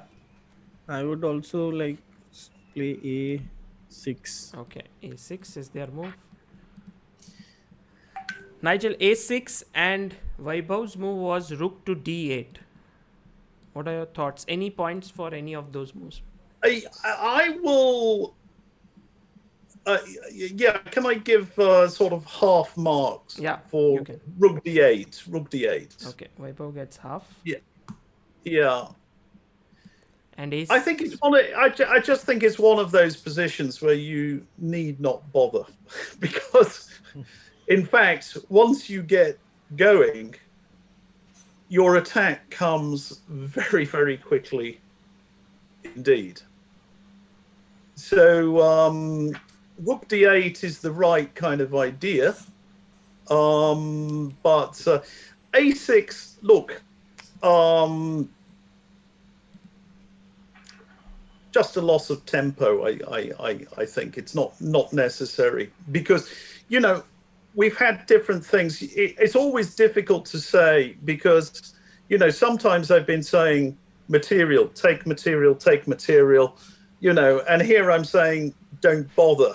So there isn't a general rule, but this is a position where you really don't need to bother. I mean, A6 is not terrible, but I just don't think it's necessary. Yeah. So okay, let's come on. So what I played, of course, was castles. I already mentioned that that my pieces were in the game, all of them except the rook on H8. And this is doing two things: is putting the king into safety, and, well, it's putting the king into safety. And we'll come on. Next question. Yeah, absolutely. Getting the piece in the game. And he took here. So now it's your turn, guys. What are you going to do next? Black to play. And a lot of people in the chat were able to find castles. So well done, guys. You are learning as you move on. You could find castles. And now it's time to continue. As Nigel would say here, what is White's threat? So then you could get confused once again. But come on, think. We'll put 3 minutes on the clock.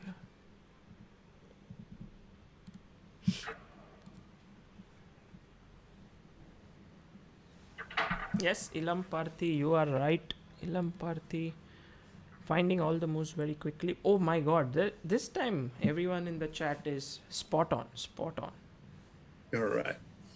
I think I also have a feeling that all three of them will get this point, but let's see.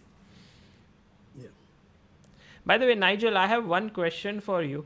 What is it about chess that you like so much, which has helped you to, you know, be in this sport for such a long time? Like, you learned it when you were just 5 years old. So it's been like nearly 5 decades since you're playing this, and you're always so enthusiastic and passionate about it, as can be seen even now, you know, when you're explaining things. Yeah, well, it's a very, very beautiful game. And, you know, it still fascinates me. And,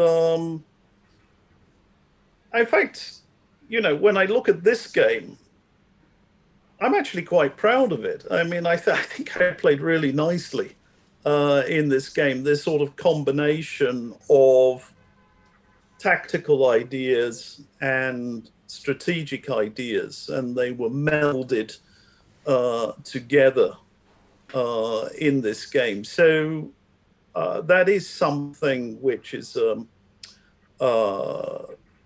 important. But I think one of the things is you know, why have I been playing chess so long? I'm completely unemployable in any other capacity. So that's one of the main things. I basically found the only thing I could do.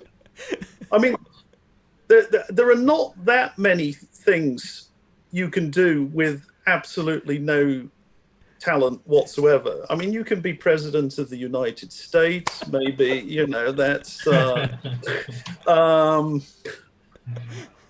know, but yeah, and normally you need qualifications for things these days. That's the sad truth of the matter. Guys, I must also tell you that Nigel is FIDE vice president as well. So he is. Yeah, with the emphasis on vice.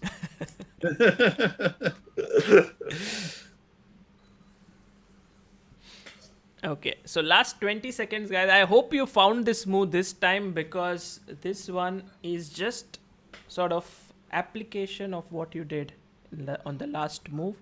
So we'll start off with Anirban this time. Anirban, what would be your move? Rook to a8. Rook to a8, okay.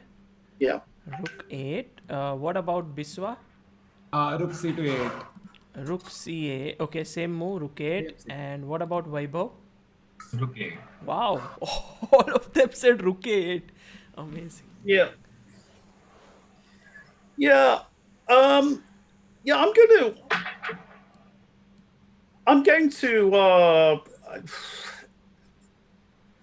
to give you, it's not going to change the competitiveness because you've all said the same thing. Yeah, I'd give you half marks for this. It's not bad. Because you're actually activating your rook. You're going to get a rook into the game. So I don't think that is a bad continuation at all. But I've got something more direct, more forceful, which is what I did. And Knight takes on e4. Yeah, I'm just going, you know, he's not threatening to take on b7. And I'm just piling up down the center. So this starts to be very dangerous. And there is another thing, you know, actually rook a8 was well motivated. So, you know, I will give that to you because you're trying to get a rook into the game. So that's sort of, I would say that's a well-motivated idea. I don't know what the engine says about it. So but I'd certainly give you half marks, definitely, for that. So, you know, if you were playing that in a game, great. But I think rook d8 is just more to the point. I'm suddenly tying him down to the... If we go back to what was played, rook d8, that I'm suddenly tying him down to the defense of d2. And also, if he takes, there is rook c7. So actually, c7, that's correct. He cannot take correct. it. Yeah, he can't take it. So he went rook a2 back. Yeah, yeah. So he is now, as I had said, he's tied to the defense. So let's just have a little count on the material here. That he has reduced his deficit. In fact, it's approximate material equality. If white were to survive to the end game, if you could imagine this position with the queens and the rooks off the board, in fact, white would clearly be on top because the bishops would start to be, they would start to work very, very effectively. But his main problem is this is not an end game. We're in the middle game and there are heavy pieces on the board. And I have a highway down the middle of the board, and this is starting to be very important, very significant. Yeah. So Nigel went queen f4 here, threatening. Yeah. I should just point out maybe one of the things we could point out why he instead of rook a2, why he didn't try to run with his king, because here we can play a move like knight b3 check.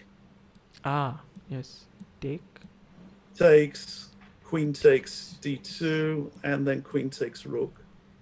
So he has problems to escape. That's why he has to start defending with this rook a2. A rook a2 it's a good move anyway, because that was a loose piece, and loose pieces, they drop off from time to time. So, have we got our next question? Yeah, no, not yet. He played queen f4, and now, by the way, the score is 3.5 for Biswa, 3 for Vaibhav, and half for Anirban. This has been a low-scoring encounter because Nigel has been a strict teacher, so it's not easy to score. I'm a disciplinarian. So king e1, but two more questions to go guys, and Biswa, who has been looking for a win for quite some time, may get it here. Queen h4 check, king e2, and now queen h2 check, king e1, and we do not have the next question here, but Nigel played a very instructive move, which is to double down the d file, put more pressure. And now after bishop c1, it's time for you to think, what would you do here? I guess this is again the very important move in the game to finish off your opponent. As you can see, the queen is attacked. So black to play.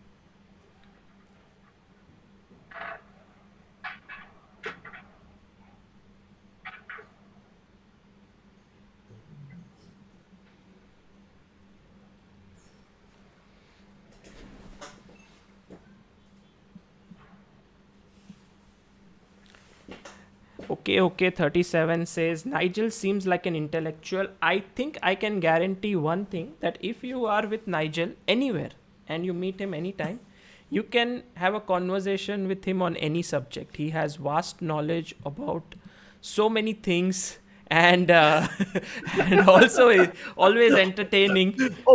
Obviously doesn't know me. No. No, something. Hopefully we could have a conversation on some things.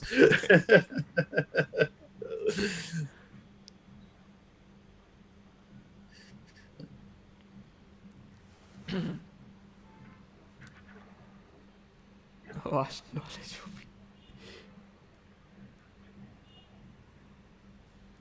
Okay, so it's time for you to finish off your opponent. Sort of, you are into his camp. The king is right in the center. So we've got 2 more questions. Yeah, is that the right? last 2, yes. And actually, the moves that are left are now only 2 more moves left. So it's like last 2 questions, 2 moves.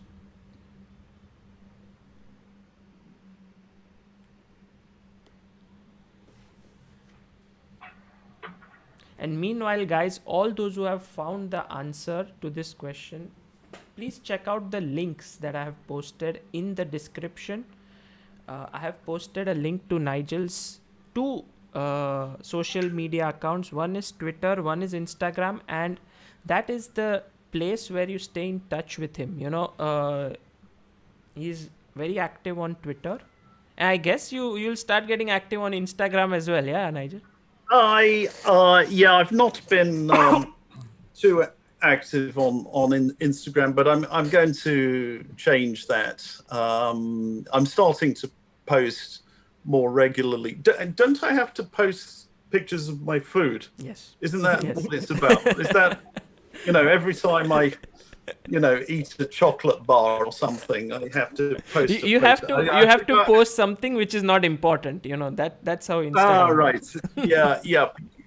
Actually, I've got a nice collection of photos on Instagram, and I'm going to do it more regularly. So you're very welcome. But Twitter is where occasionally I say outrageous things. I enjoy Twitter. Well, I'll show you guys Nigel's. By the way, thank you Prathamesh for putting in the links. I'll after these 2 questions are done, I'm going to check it out. Some interesting pictures from his Instagram. Okay, let's begin. Let's start. Do you want a clue, guys? You want a clue? You want a clue? Okay, nice. Yes. Sure. Yes. I'll give you a clue that checkmate ends the game. Okay, that. Nigel, was this your saying? Yeah, like, what was it? Modern chess players are too concerned about things like pawn structure. Forget it. Checkmate ends the game. Yeah. Yeah, that was a nice one. Yeah. Sagar, you just put an arrow. Yeah. No, that was not the move. Sorry, I made it by mistake. I had shown that he doubled the rooks, but here you can't play that because your queen is hanging. So the idea of rook d7 was to double the rooks, but here you may have to take a small break from that.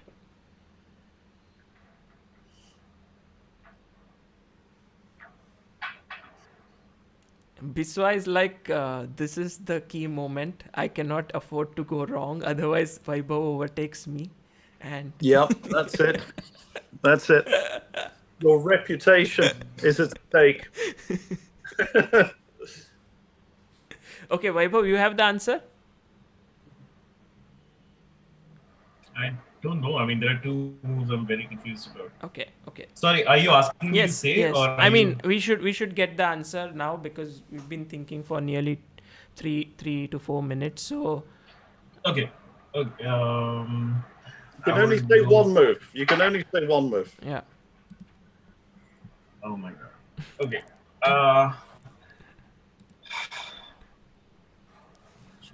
Fine, I'll just go with it. I'll go queen to G1.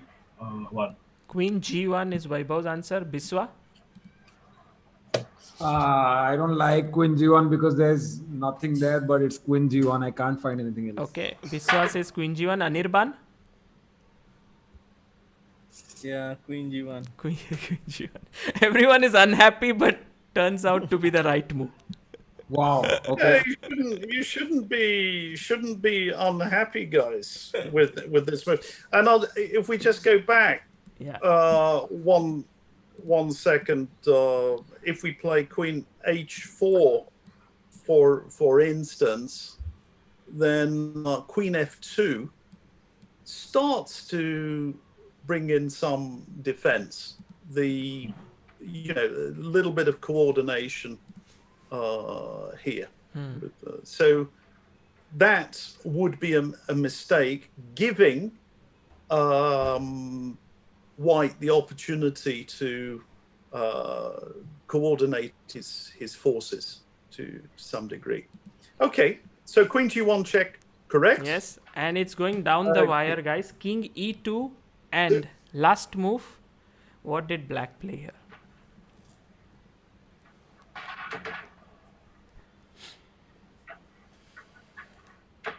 We don't have a super over. Should I give a bonus? Yes, that would be nice. I mean, yeah, because this will add a bit of spice to this competition. So last move and a bonus to say why my opponent resigned. Okay. Oh, that's a tough one. So 1 point for finding the right move, and another point because after Nigel made that move, Timman resigned. So you have to tell why he resigned. Wow, that's a nice bonus question. Tough one. By the way, Ruchir Sutaria says, in time of universal deceit, telling truth is a revolutionary act. Line from Nigel's Twitter bio. Wow. And who said it Who said it? originally? It's a quote. Okay. It's not mentioned on Twitter who said it, yeah? So, Is it not? what was it Lincoln? No, it's George Orwell. George Orwell. Okay. Yes.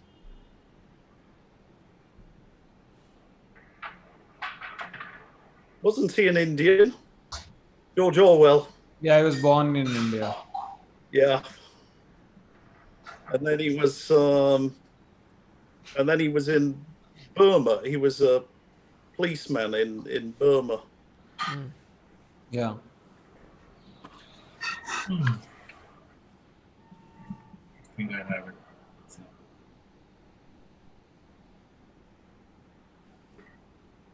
It's written in his bio. Okay. Yeah.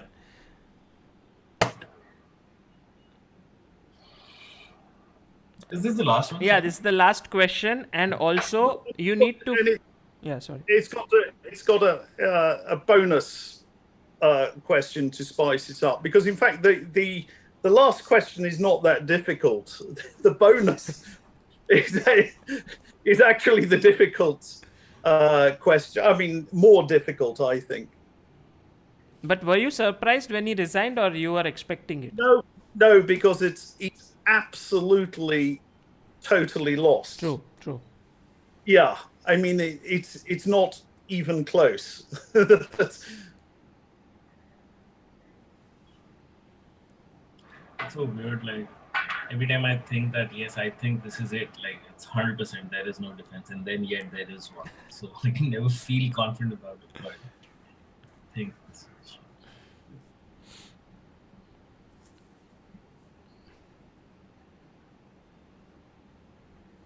Okay, guys, last 10 seconds. So please write down your move.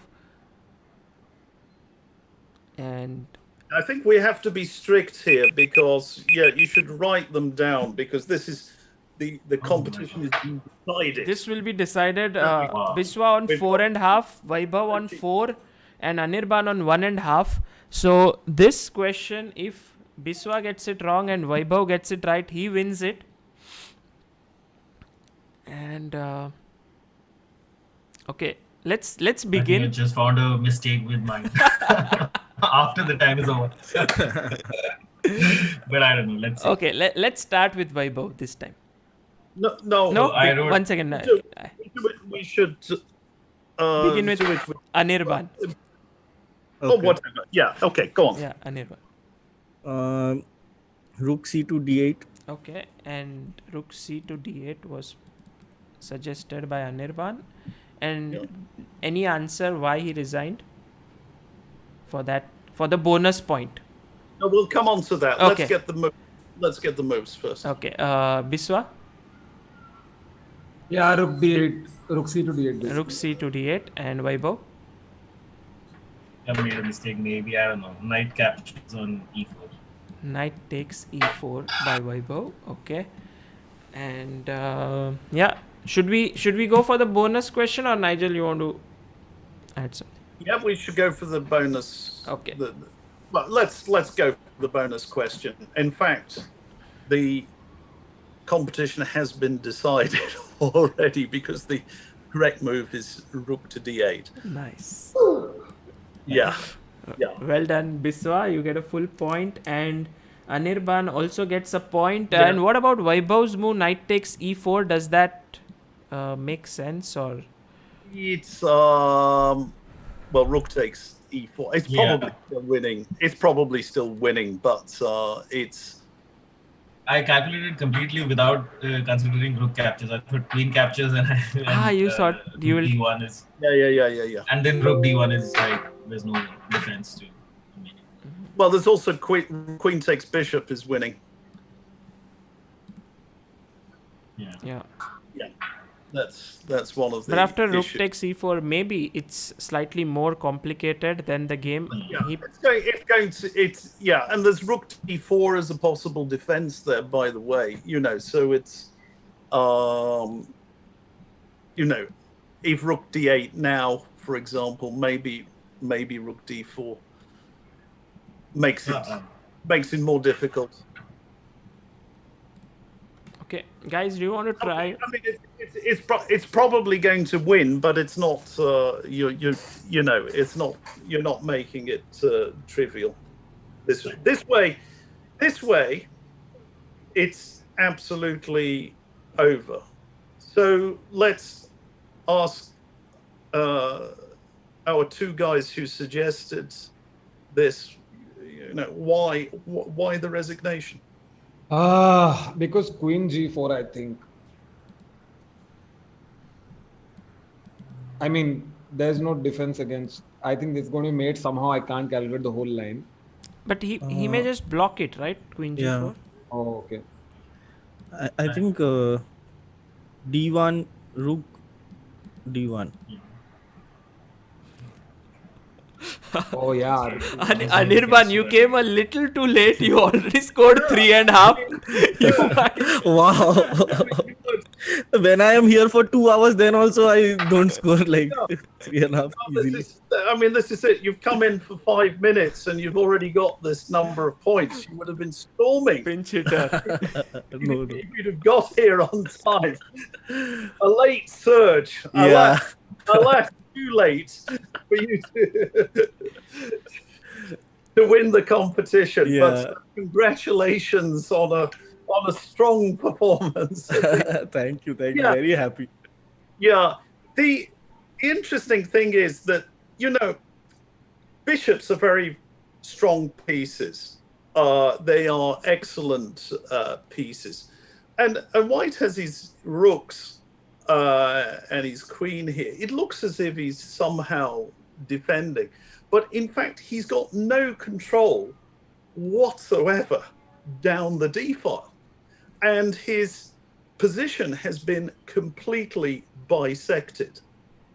So I have this devastating threat of rook to d1. And the moment the rook, let's make a move, let's say c4 or something,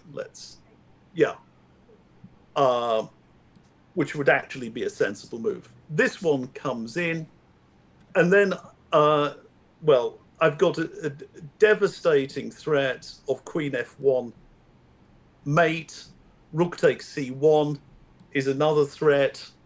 There are threats galore in this position. So it's, but queen f1 is absolutely killing at this point. So there's just no defense. And I think one of the key points is the king is denuded. He doesn't have pawn cover, and typically, you have a few pawns around your king, giving you some protection.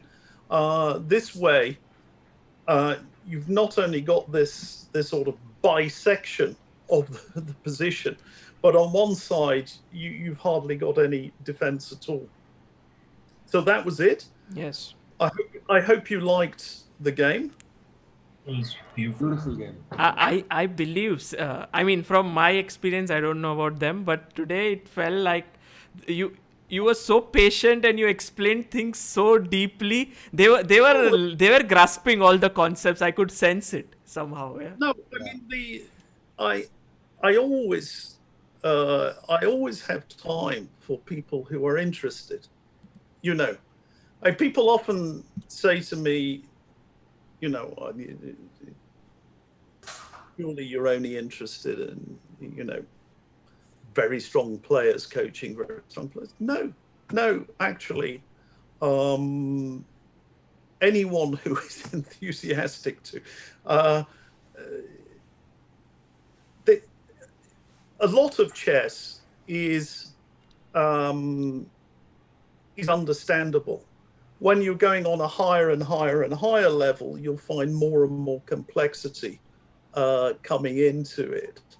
But I believe, I hope, that a lot of things that I have said today are clearly understandable. Yes.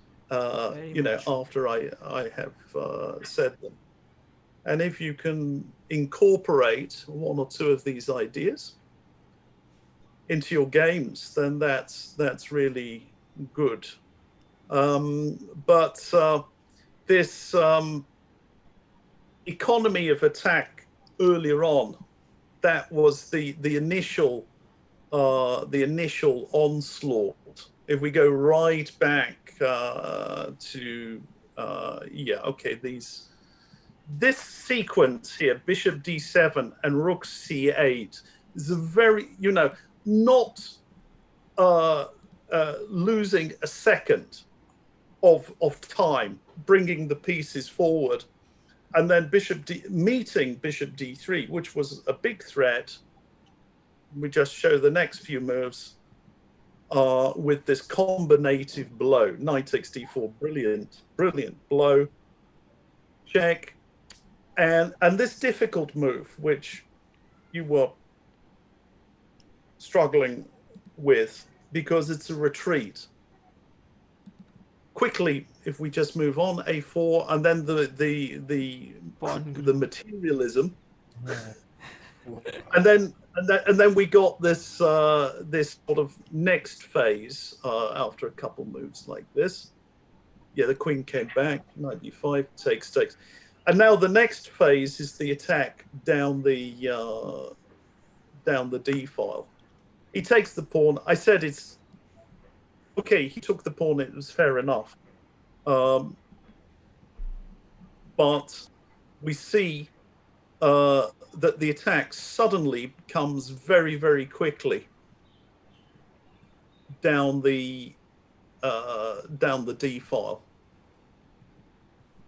Back. Check, and rook d8, and look at that. He can't interpose anything down the d file. I'm controlling all the squares, and rook d1 is going to be the decisive penetration and mate to come. Would you call this one of your favorite games, like what, or maybe top 3 or something of that sort? No, it's nothing like that actually. I just think it's a nice game. Yeah, it's a nice one, of course.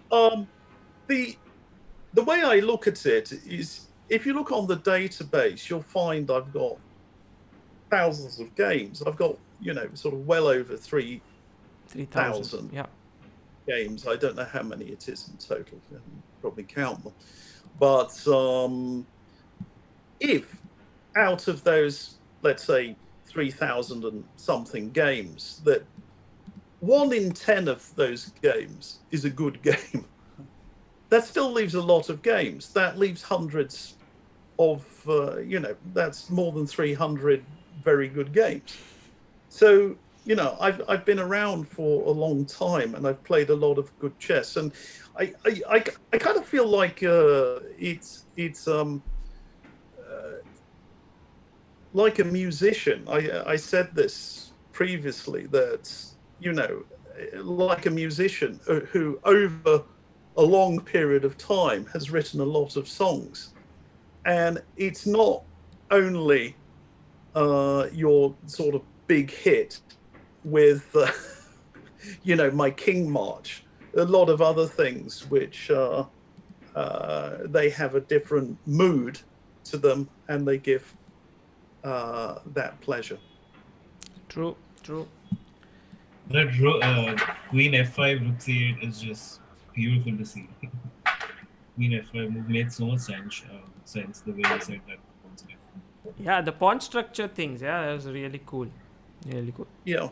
By the way, guys, just before you all leave, I would just like you to have a look at Nigel's Instagram. If the mods could spam in the link, that would be very nice.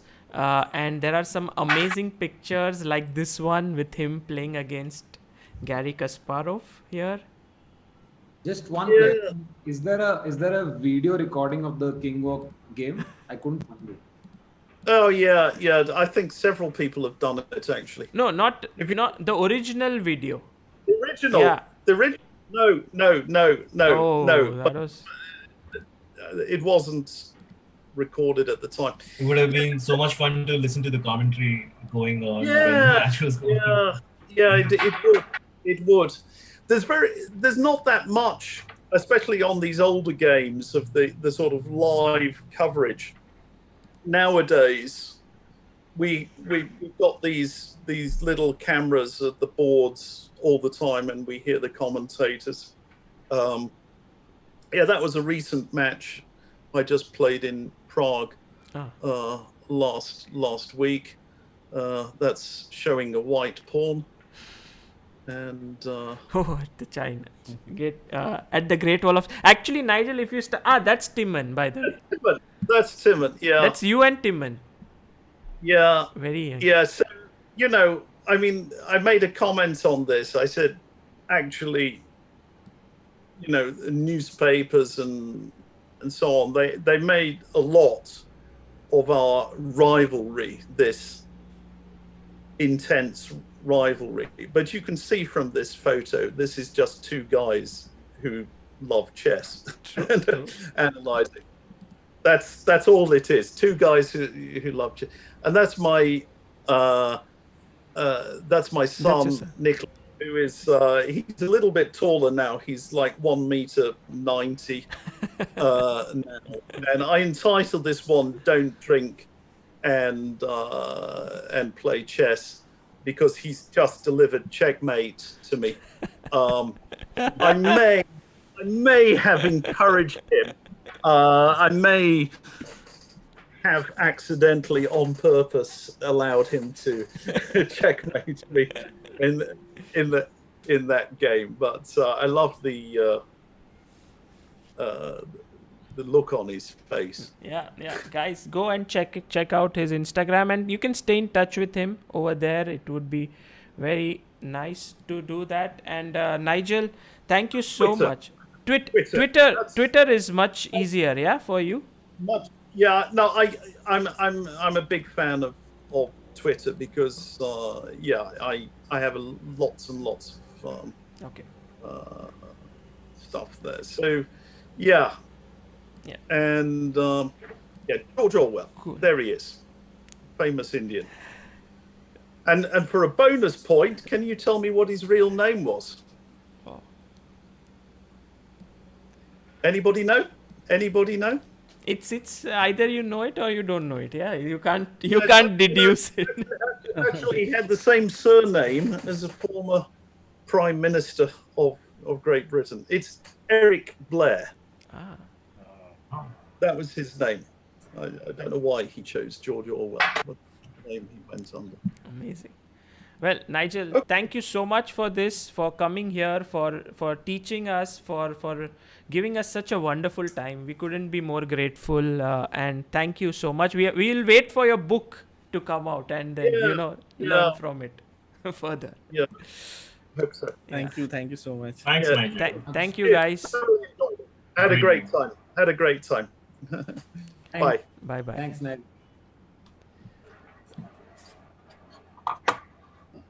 By the way, guys, before you leave, I just want to show you your standings here.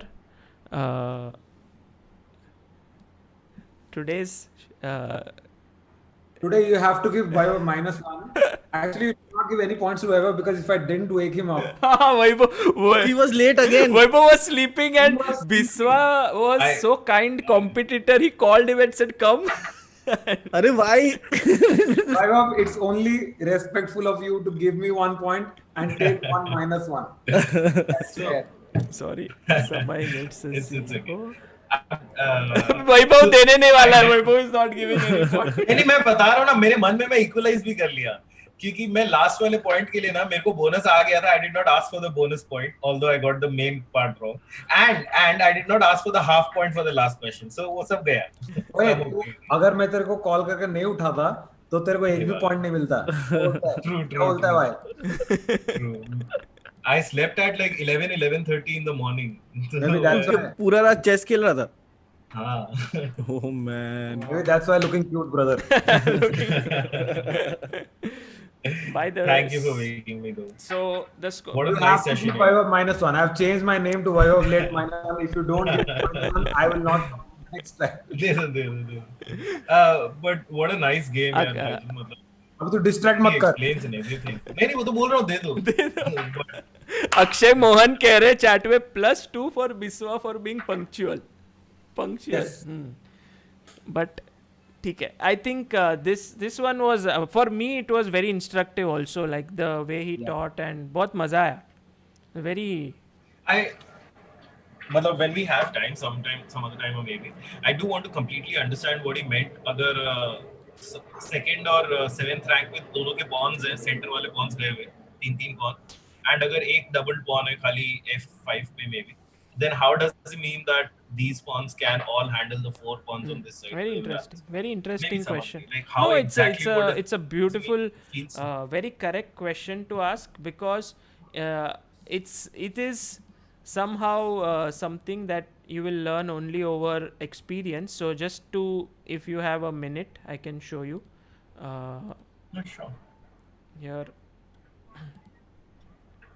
Like the difference in the 2 times, once he said that these cannot handle, and the second time when he said that this can handle. Yeah, the second time when he said, it was a clear case of passer. Yeah, like there was a passer on the board. So just जैसे यहाँ पे the one position which he mentioned was this one after queen takes f5. Yeah, first one. And what happened was, here if you see, these 4 pawns are fighting against these 4 pawns here. Now generally what would happen is you cannot get a passer here. What I'll do is I'll just remove all the pieces from the board to make it very clear.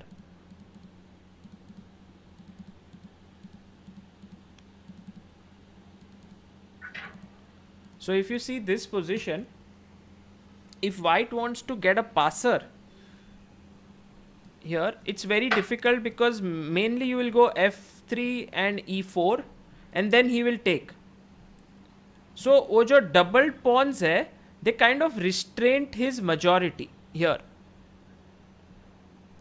Wait, if he takes, you get 2 center pawns and then still. I understand, but it's not like a passed pawn, because even if you go, let's say here e4, and then let's say I play g6, you go e4, I take. This is not a passer, this is not a passer. Both pawns are stopped by these pawns. But when the second case was spoken about, let's say here, which was when you took on d2 here, and then he took here and took here and took here. Now if you see and remove all the pieces once again and just focus on the pawn structure, you will see that this time white already has a passed pawn here. So, and then these 4 pawns here are incapable of creating a passer against these 3 pawns. Like let's say you do everything possible in your control, g5, I will just put my pawn on f3 and I'll put my pawn on h3, and you cannot create a passer in any way. Like you go g4, I will not touch it, I will just stay. You will take, let's say here, I will take here. Then these pawns become useless. Like there is no way for these 3 pawns to get out ahead of these 2 pawns. Also, if you take here, I take here, again there is no way. So basically ये जो 4 pawns यहाँ पे है black के पास, these 4 pawns, it's very difficult to create a passer against these 3 pawns, and white already has a passed pawn here. So this is a clear case of white having a positional better pawn structure, while in the previous case it was not the same case.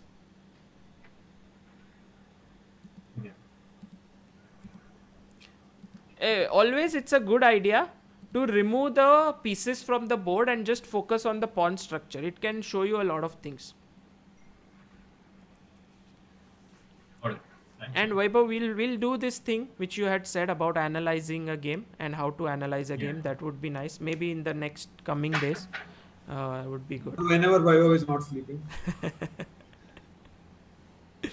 But Anirban, thank you so much for joining in after your shoot, and it was very nice to have you.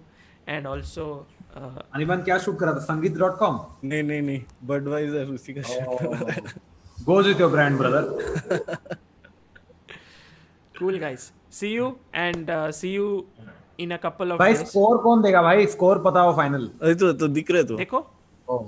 The score is 41.5 for Biswa, 48 for Vaibhav, 12.5 for Samay, 27 for Anirban, and I will reveal the prize on the 10th episode, which is after one more. So that is going to be very interesting, and देखेंगे. I hope I am able to make it a good prize, but I think it's a good one.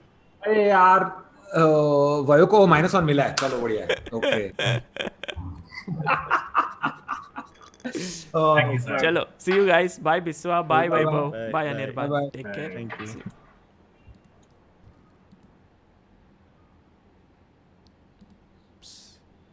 अरे अरे पर बिना समय का मजा नहीं आता. अरे ये डायलॉग बोल के हमेशा मतलब कोई वैल्यू ही नहीं है मेरा. अरे नहीं ऐसा नहीं है पर हाँ नहीं ये डायलॉग बोलना चाहिए. मतलब समय को ऐसा फील होना चाहिए कि भाई समय we are missing you, please आ जाओ वापस. समय समय शुड कम लाइक ऐसे आना चाहिए and then he should score 10 points and come back into the contest, but looks difficult. By the way, all the best for preparing for the big event that is coming up. Yes. Don't have to reveal so soon. See you. Yeah. Bye. Bye-bye. Okay, guys. Thank you all for being such wonderful chats, for taking part in this very interesting learning from Nigel. I think I learned myself a lot, and I guess for everything that Nigel taught us today, it would be very nice if you guys can follow him on Twitter. He has so many 35.3 followers. Okay, now at least 100 of you have followed him, but I think more of you should do it. And also on Instagram, he's going to put up more stuff in the days to come. So make sure you follow him. There'll be more things he'll post in this way. You will stay in touch with him, and I'll hope that he can come more often on ChessBase India and impart such wonderful training. It was a fantastic session. I hope you enjoyed it, guys. Let me know. I didn't read some of the chats at the end, but who's coming for the next episode? Haven't decided yet. Also, Asian Championship is on 23rd, so probably we may have one session in between, but could be after 25th when the quarterfinals, semifinals, and finals end. Yes, comedians on board 3, absolutely, guys. That's going to happen on 19th, 20th, and 21st. So join in, and see you all. See you on in a day or two, and bye bye. Take care.